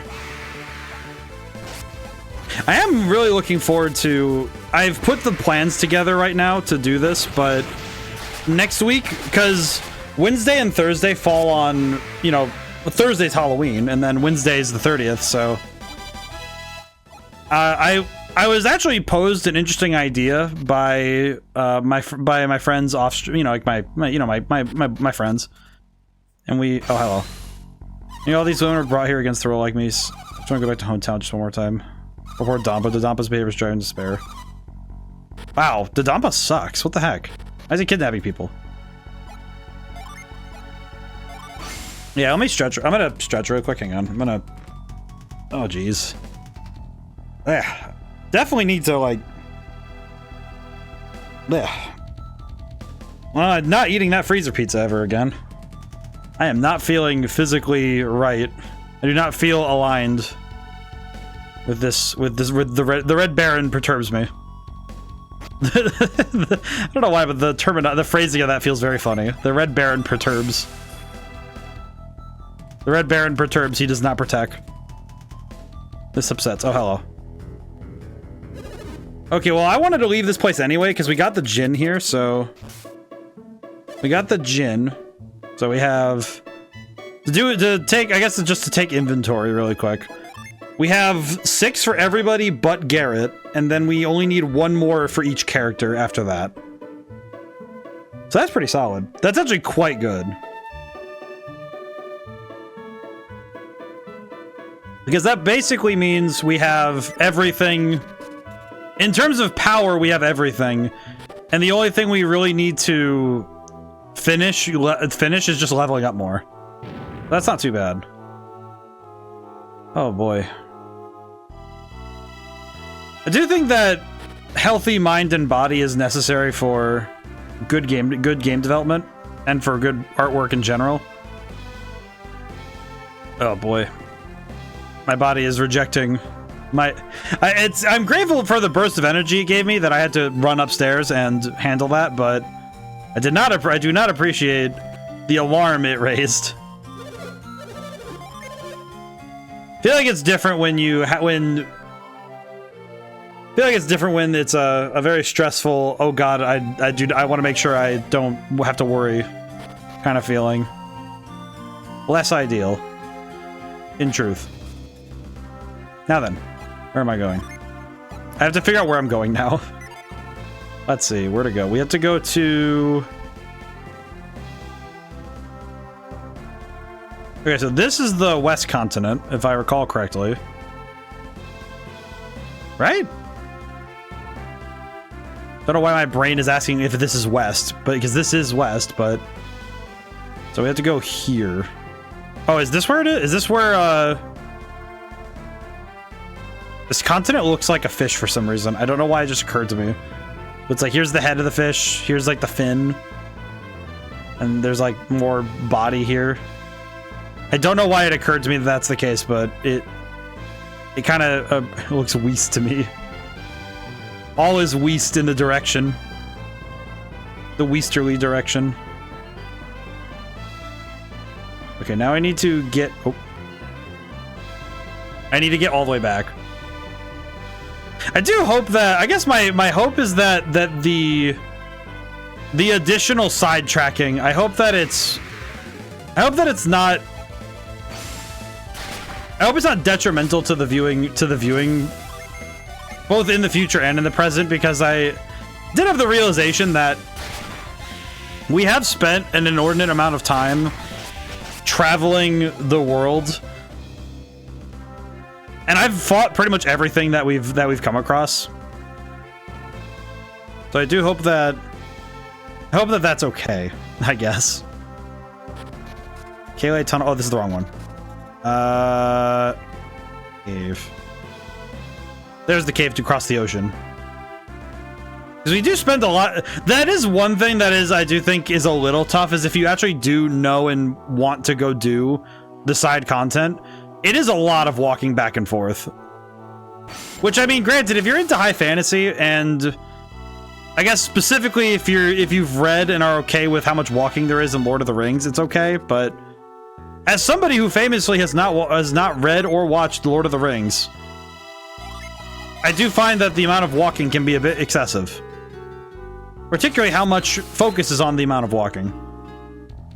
But then again, I also have like a weird aversion to waste. I think it's because video games do this very well, is that you kind of just implicitly understand that when you're not watching the character on screen, they are likely doing other things to take care of themselves. I guess to wrap it into my current experience, like, you know, it's why you don't see characters go to the bathroom in video games mostly. Like, the few times you do is like, okay, it's like a 3-second, like a sight gag type thing, right? Like, actually, I think one of the ones I can think of off the top of my head that is exactly that is the bit in Persona 3 where it's, oh yeah, you can go to the bathroom, you go to the bathroom, you come back out. You know, it's like, oh yeah, you wash your hands, all right, better, feel better, good. Persona 5 turns it into you think about your stats and stuff.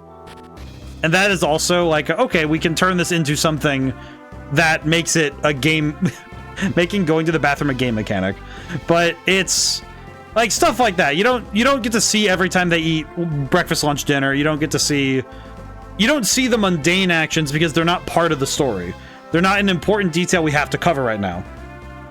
And in some stories, it's more like, okay, it's a 2-second thing, right? I would say something like, the first thing that popped into my head for some reason was like in Bethesda style RPG, in Bethesda RPGs, you don't actually think about the fact that you're eating food regularly. It's just, oh yeah, it's a health item and you eat food. And if you're playing in survival mode, then you eat food. But it's usually a 2-second thing of, okay, I decide when to eat, and then that's just like, okay, 3 seconds later, you're done dealing with, you know, eating food. It's not really a part of the story that you, like, it's not the thing you remember when you're talking about when you played this game. Like, you're playing Fallout New Vegas, and it's like, oh, I don't think about, oh yeah, then I ate dinner, then I did this. It's like, no, you think about the arc of the quest. You think about the actions you took, the bigger actions you took. You talk about the firefights. And that sort of stuff I think video games handles really well. I think books, it can be very easy to over-add events to a story. You know, I think if you're going to add a dinner happening in a story, it's because a conversation is going to happen that is necessary for the story to move forward. I think, like, every time you ever see them eating in Avatar: The Last Airbender, they are also having a very important discussion about the episode at hand, right? Or they're talking about, like, great examples is, like, if they're ever talking about, like, the Fire Lord, or they're talking about, like, okay, season finale stuff, it's like, okay, cool. But you work in story development with showing very human and character building moments. Very important stuff to learn how to do. I think movies can really suffer if they accidentally add something that's not really necessary. You know what's the archetypal example is The Room, Tommy Wiseau's. I don't know if I can call it a magnum opus, but I did it and finally caved and got a physical watch.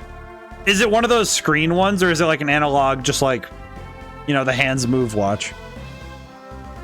Very weird thing that I own. I have a physical watch. It's a digital watch, and it beeps every, like, digital watch. That's pretty cool. I have one of those watches that has, like, the digital clock on it that it beeps every now and then, and it just, like, randomly will beep just, like, once a year or something. It's really weird. I don't know why it does it, and I don't know where it is anymore. Does it have an analog display? That's pretty cool. I am actually notoriously bad at wearing things on my wrist. Like, I only have one thing I wear now on my wrist if I ever am gonna wear something on my wrist. I can't wear watches. I just sit and play with it all day. Like, I sit there and slap it, and I'm very childish when it comes to watches. I can't wear them. The one thing I will wear, the one thing I do wear on my wrist is if I am not allowed to have my knife on me. Hard same, but if I got bothered enough to pull out my phone and check the time, that's fair, I suppose. But it's like, if I can't have my knife on me, then I will wear a orange, like, it's like a rope. It's like a rope wristband. It's supposed to be like emergency rope if you need to, like, tie something or do something. But the reason though is because I want something to put over my fist if I need to, like, defend myself. I don't like not having that option. It's very weird. It's also probably the most unhinged thing I have, is that if I'm not allowed to be armed, I will have a thing. I will have the wristband. I had to get watched for my job, barely know the time otherwise, since they don't have phones for anyone besides managers. That's weird. That feels weird to me, because I guess just to me, God forbid somebody has, like, a heart attack or seizure in the store and you need to call 911. Oh, I'm not allowed to use my phone because I'm on the job. Like, huh? Wait, eh? We need to go to Babi Lighthouse soon. Cheap digital watch from Walmart. That's not too bad though. Yeah, I would get like, I remember as a kid, I was handed a myriad of those like kid-sized digital watches.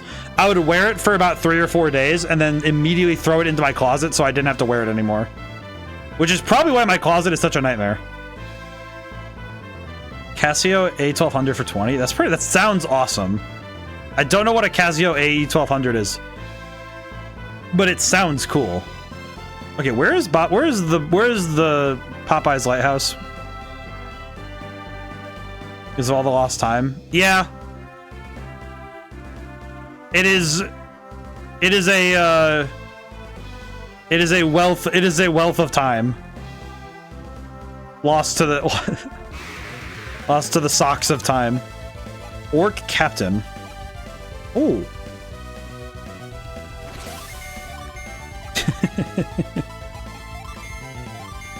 But yeah, I am actually quite bad at wearing watches.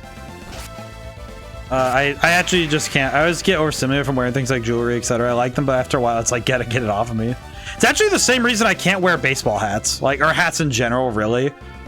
Like, if I were ever to try and disguise myself, it would absolutely be put on a watch, have a hat on, and probably wear some form of jewelry, because I can't necklace. I actually had a necklace for a while that I would wear, but after its meaning was kind of turned away a little bit. Let me get a Casio. That's pretty good.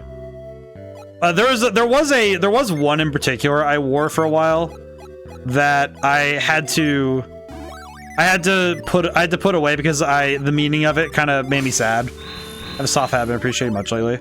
I am very bad at wearing hats and watches. Necklaces too. Why is there a growth thing to just come and talk to this child? What is the objective here? Ah. But I do think that the problem I have is that I am like really bad about, I can't really wear hats very well. And if I am gonna wear like a winter beanie, you know, something to cover my head while it's cold out, it's expressly because it's a utility thing. Like I will frostbite my ears if I don't put on a hat. What does this hard nut do? Boost defense. What is the lowest defense? Oh, it's Ivan again. I think I'm actually gonna give this to... I'll give this to Garrett, actually. I would like Garrett to have this just to be safe. But the only one thing you featured in the new watch is that you keep track of 4 time zones. That's pretty cool. That is pretty sick, though. Yeah, I am very bad about actually wearing... Like, I had a necklace that I really liked. It's a pendant. Oh, am I about to make myself sad talking about this? No, I'm not. Because I'm going to accept the fact that it is about the past, and the past is done.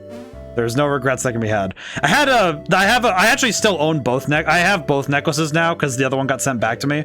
I have a pair of necklaces that have, it was a pair of pendants that have Espeon and Umbreon on them. Like they both have both Pokemon on them. And I had a significant other, we both had it, and we both wore it. And it was the one piece of jewelry I could wear consistently every day. And the only time I wouldn't wear it was like when I go to theme parks. You know, I don't want to wear a necklace while I'm on like a theme park and stuff.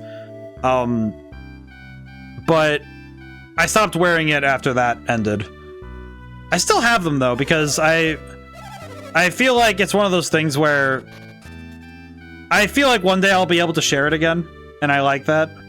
I appreciate that one day I'll be able to change its meaning. And I think that's good. And it's like, but it is like still a very nice piece of jewelry. It was the one, it's really the one necklace I could ever wear. It was the one thing I could get to hang around my neck in any capacity. It was truly the one piece of jewelry I could hang around my neck and leave it there. As the restart stream, because it froze on the beer at back screen. Oh, I see. That's weird. Very strange. Back from ad, so I have it set to my time zone, EST, Tokyo, and Perth. Oh, that's pretty cool. But yeah, I have what that like it'll be in the VOD later, but there's only one piece of jewelry I can wear. What did I miss? We got the gin from Babi. Or not Babi, Dampa. I got the gin from Dampa. I checked the rest of the place over as best I could. And I decided to come down here. ODaM. Babi ordered me to go to the lighthouse with him. He's escorting Sheb to Lalivero. We disgraced Tolby. What has happened to Sheba? Where is Sheba? Sheba? Shebi. We awoke, we were here in these beds. Anything's happened to Sheba, what will become of the lighthouse? What is a Sheba? Sheba was the sole reason Lalivero aided us in its construction. We trusted you with the Sheba to speed the construction. Was that a mistake? I know that at the very least Sheba wasn't in the sandstorm. Is that true? What is happening? Trusted from our care, so we shielded her from any risk. I see. You acted properly then, but where is she now? Probably not far from the edge of the sandstorm that hit us. Let's go to the desert and find Sheba. If you're going to the desert, beware of that cyclone. First, we couldn't avoid getting caught in the sandstorms. I see. There were others that were able to make it through the storms. So there you go. Use water. Oh, we could use dows to do that. Okay. You can stop sandstorms with water. I think I understand. Now get some rest. Okay, so we have to use dows to do that. Must not meet our fate. The sandstorms are caused by monsters. Oh, so that's why. Pronounced Sheba. Okay, so it's like Sheba.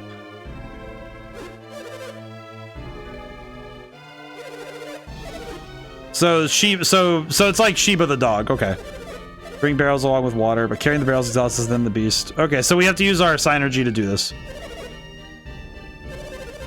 Okay, thank you. Thank you. Okay, time to go.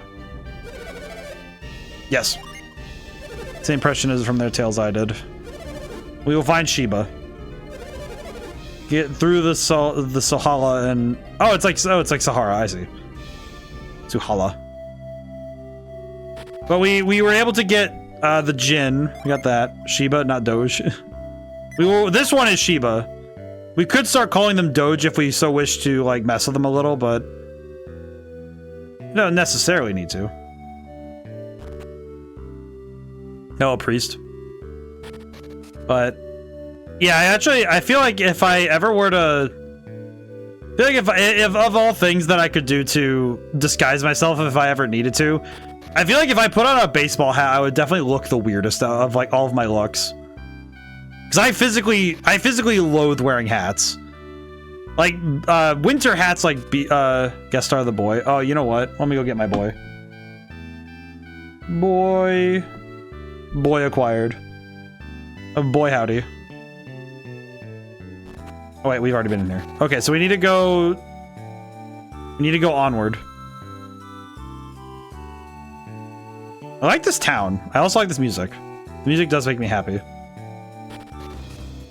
Okay, so we have to go to the Sheba.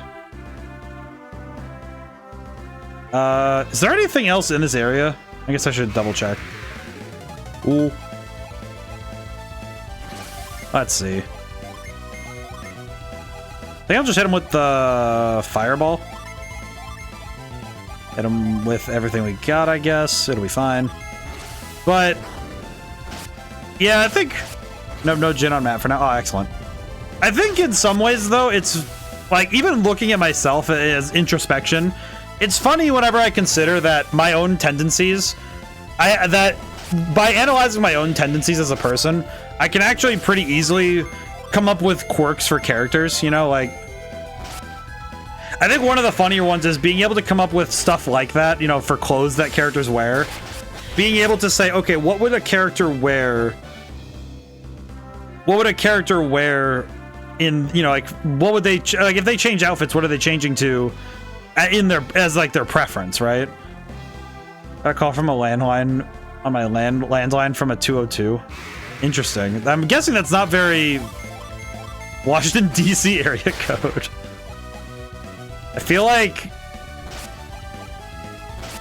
it's never great when you get my landline has been turned off for years now, but I remember whenever I get whenever I would get calls on the landline, the biggest offense that could happen is if we got a landline call during dinner.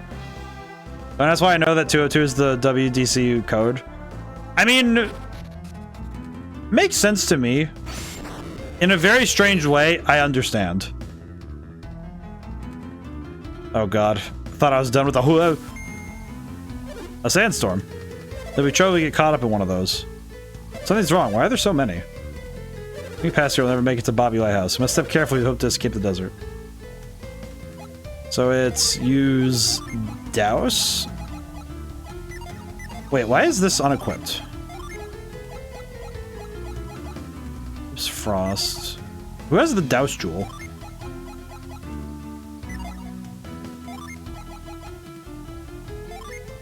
Give to Mia. There we go. I also know the 808 code is for Hawaii. That's interesting. I wonder why that's the case.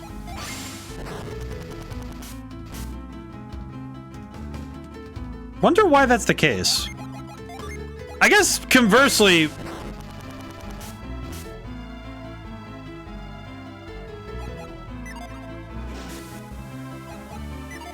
oh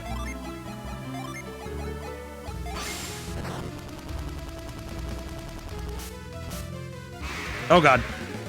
Tornado lizard. You have to be in it, then use douse. What the heck? Tornado lizard? Why is it the case that I know the area code, or why is 808 the code for Hawaii? I guess more so, okay, so I have to preface this with, this is gonna sound like this is going to sound like a silly question, but it's more because my brain is trying to understand it. I guess my curiosity is, why do they have an area code? Is it because that's how US numbers are done? I guess it's like, because I guess my thought process is, why would you need a landline code if you're not close enough to use a landline? If like your landline only goes whatever area needs a code, right? But I guess it's just because I'm thinking about how landlines were established on the continental US, and then I guess that just makes sense to carry over everywhere else you do it. But I know it's a bit silly to think about it like that, because it is. I do think it's a bit of a dumb question, but I guess it's just me thinking, okay, but to what end? Because in my mind, I'm thinking, well, where's the landline gonna go? Where's it? You know, it sounds stupid, but it's like it sounds silly, and it is a bit of a very silly way to think about it. But when I think about that, it just seems like, well, to what end? To where is this? Because I guess it's just nowadays it makes more sense, because you know how landlines work, but it just goes under the sea. Oh, I guess it makes more sense. But I forgot that there are now things like that can do that. What if I try bind? Maybe that'll help. No effect on a lizard. Shame. Oh, it's dead. Hey! I don't really know where I'm going or what I'm looking for, but I know I'm here. Oh. Hariden? What is that? I know it says roach, but what is that? Also, guess there's 2 thumbs and has 4 ounces of tequila. Had 4 ounces of tequila. You know, I feel like it's a very different question when it's a past tense. It's a very big difference when it becomes past tense versus present tense. Because when someone says they have 4 ounces of something, like 4 ounces of a drink, it's a different question than when somebody had. One lizard gives 648 XP. Yeah, it's actually kind of impressive. Ow. Ow, ow.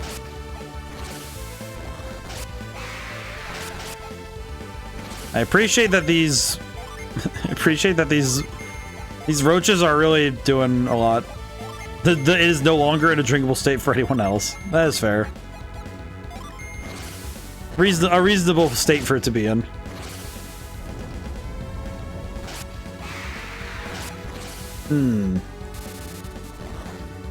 Yeah, the amount of experience we get per battle here is kind of impressive. Let's see. I should probably heal up before we go into this next fight. Are we good? Yeah, we're good enough. I guess if I really wanted to, I could eat some of the herbs. There we go. I will spin. For some reason, I just imagine somebody who doesn't have the ability to use dows having to sit there and just really suffer for a while. I would be very comfortable. I would not be comfortable with the idea of anyone else drinking in the state it's in. That is a reasonable thing to say, to be honest. A bit strange, but reasonable. Let's see, high impact and attack.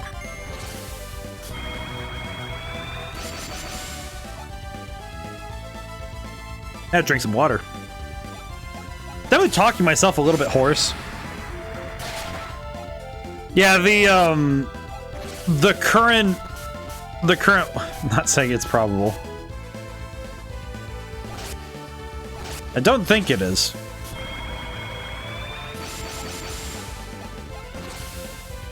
I will say these lizards are a bit powerful, so taking them on is a bit of a gamble, but I do like doing so. I don't want to imagine how someone else would drink it in this state set. I would rather not as well, put it plainly. Let's see. I think we'll just body this boy, because we have raised our attack stat. We might as well just hit him. Nice.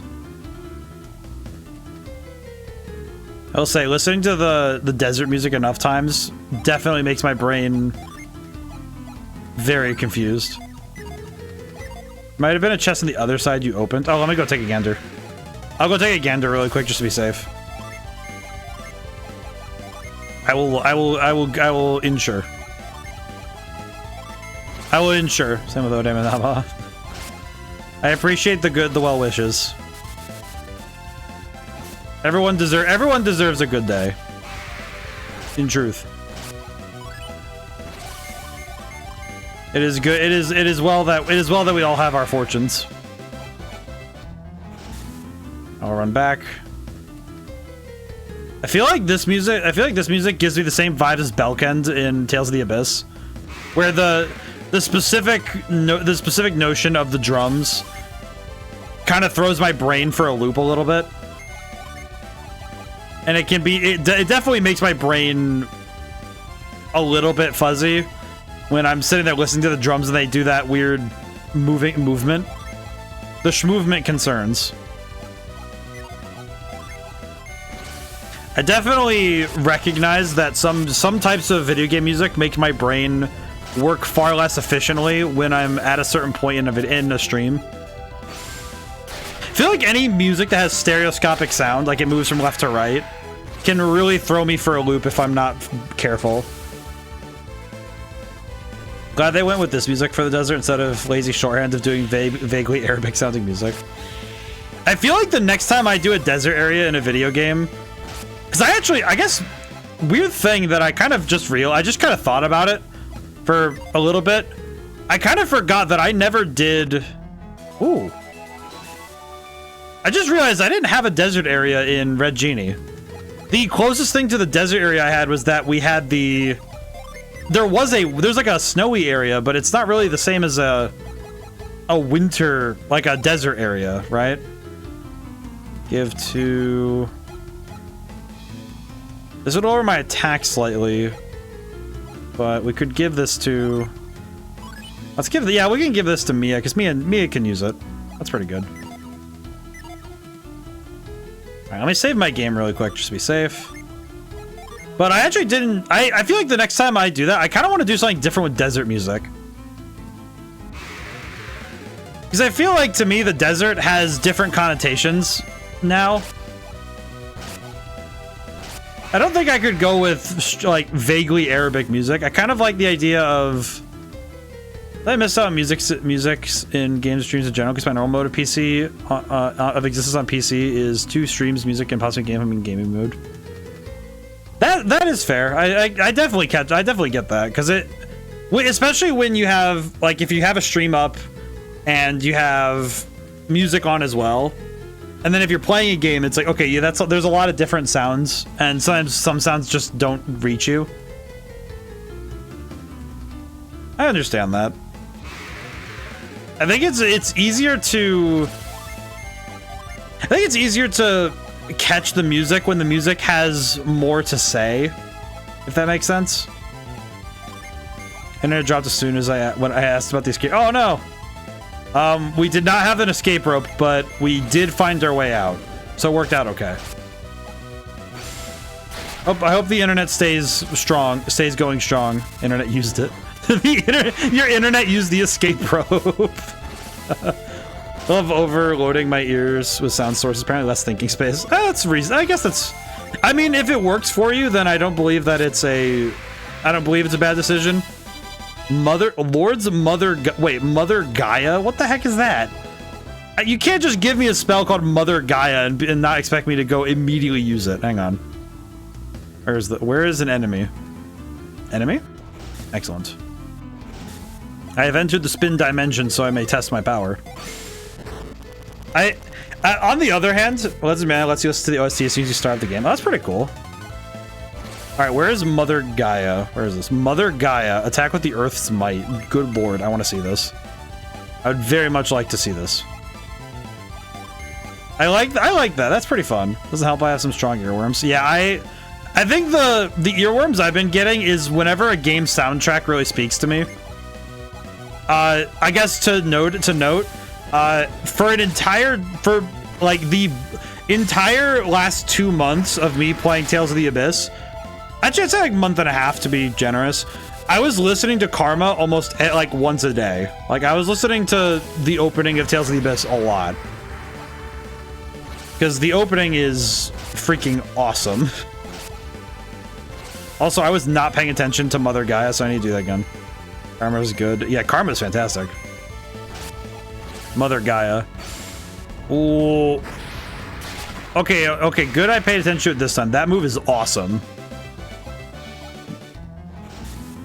But the soundtracks of video games really do hit different for me. Oh, hey, it's Mimic. I'm a big fan of that. But I really like listening to video game soundtracks when I can just sit and listen to them. And in that way, it's also why I write the music the way I do. Because when I write my own music, I write like I'm writing for a video game every time. I think one of the funniest things, for those who actually like, if you want to go to my Bandcamp and listen to the free trials, so listen to some of it, it's like half of my music just sounds like video game music every single time. Like without fail, it basically is all video game music. It's just that some of it lacks a video game to be in, you know? Oh, Garrett just got knocked right out because of that. Oh, I see. Well, that's annoying. Why are you capable of this? What is wrong with you? Go to sleep. Do we have a... I don't suppose we have a revive item on anyone else, do we? Uh-oh, wait a minute. Do we have a... I'm sure we have a revive item, right? Uh-oh. Question, do you have the revive items? We do. Revives downed characters. Get back up. I have the revive spell, yes.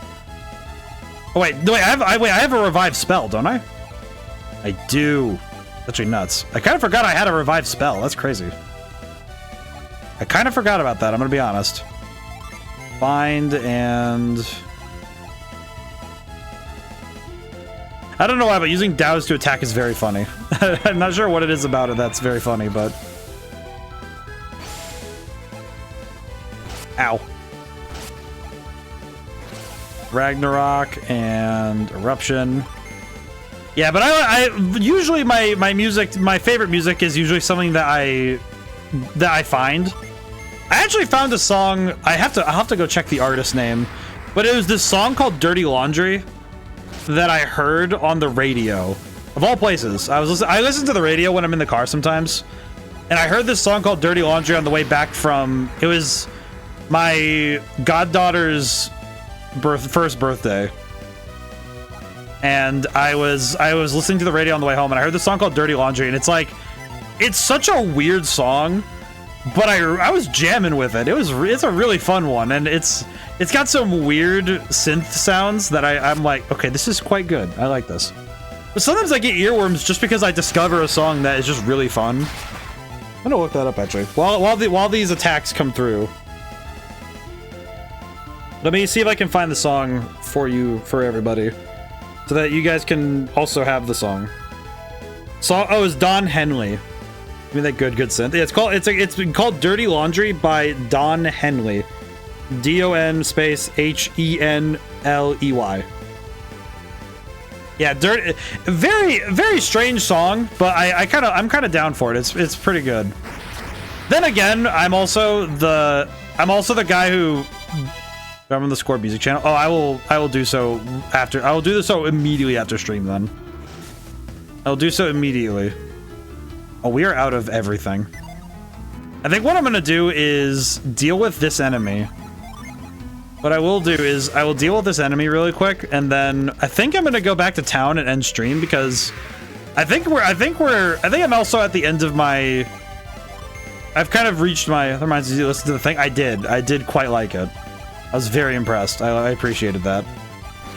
I like that. I was actually quite happy with that. It sounded very good. Yeah, I listened to it. Usually what happens is if I'm given things to listen to, like I listen to them after stream while I'm doing my post-stream work. Like I'll be doing the thumbnails for the VODs. I guess it's actually something, I don't think I've ever told you guys my post-streams, what I do after stream. I actually stay up for a little bit after stream because I put together all of the... I think I'm gonna go back to the inn. I actually think I want to go back to the inn really quick, and I'll heal up, and then we'll come back in here. Because I think it would be actually wise to come back to this. I'm gonna run. You sit in the tornado for a bit, it takes you back to town. Oh, I should have. A good shortcut. I wish I did that. Oh, dang it. Alright, well, we'll just go back. It's okay. Alrighty. But, we'll just enjoy our stay. Well, after stream, what happens is, if I raid, I sit and chat for a little bit and talk, but then what I usually do while I'm doing that is my top earworm right now is Bad Son's cover of Love Fool. I'm gonna write that down. Bad Son's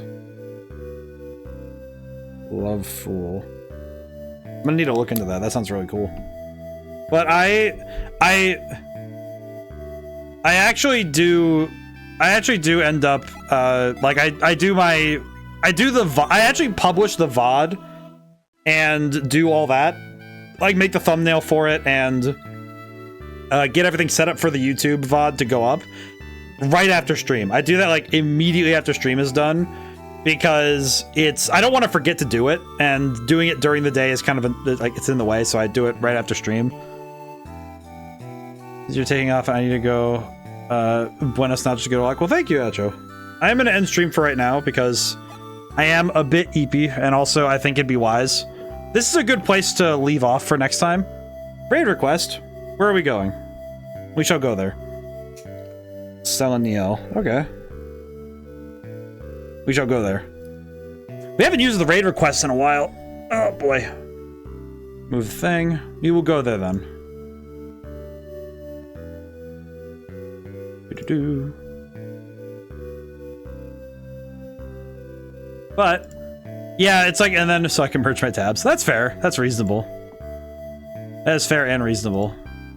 But I do enjoy my post-stream ritual, because what I do is I like doing all my stuff at night right after stream so that the VOD can go up in the morning. It basically makes it so that the VODs go up in the morning so that at any time after that point people can watch them. So let's see, search Seleniel. They're playing Hades, it seems. I see. Very cool. Alrighty. I will hit the funny raid button. Interesting. Very, very cool. Alrighty. Now then. Now, whenever I see you guys next, goodbye for now, and thank you so much. I'll see you soon.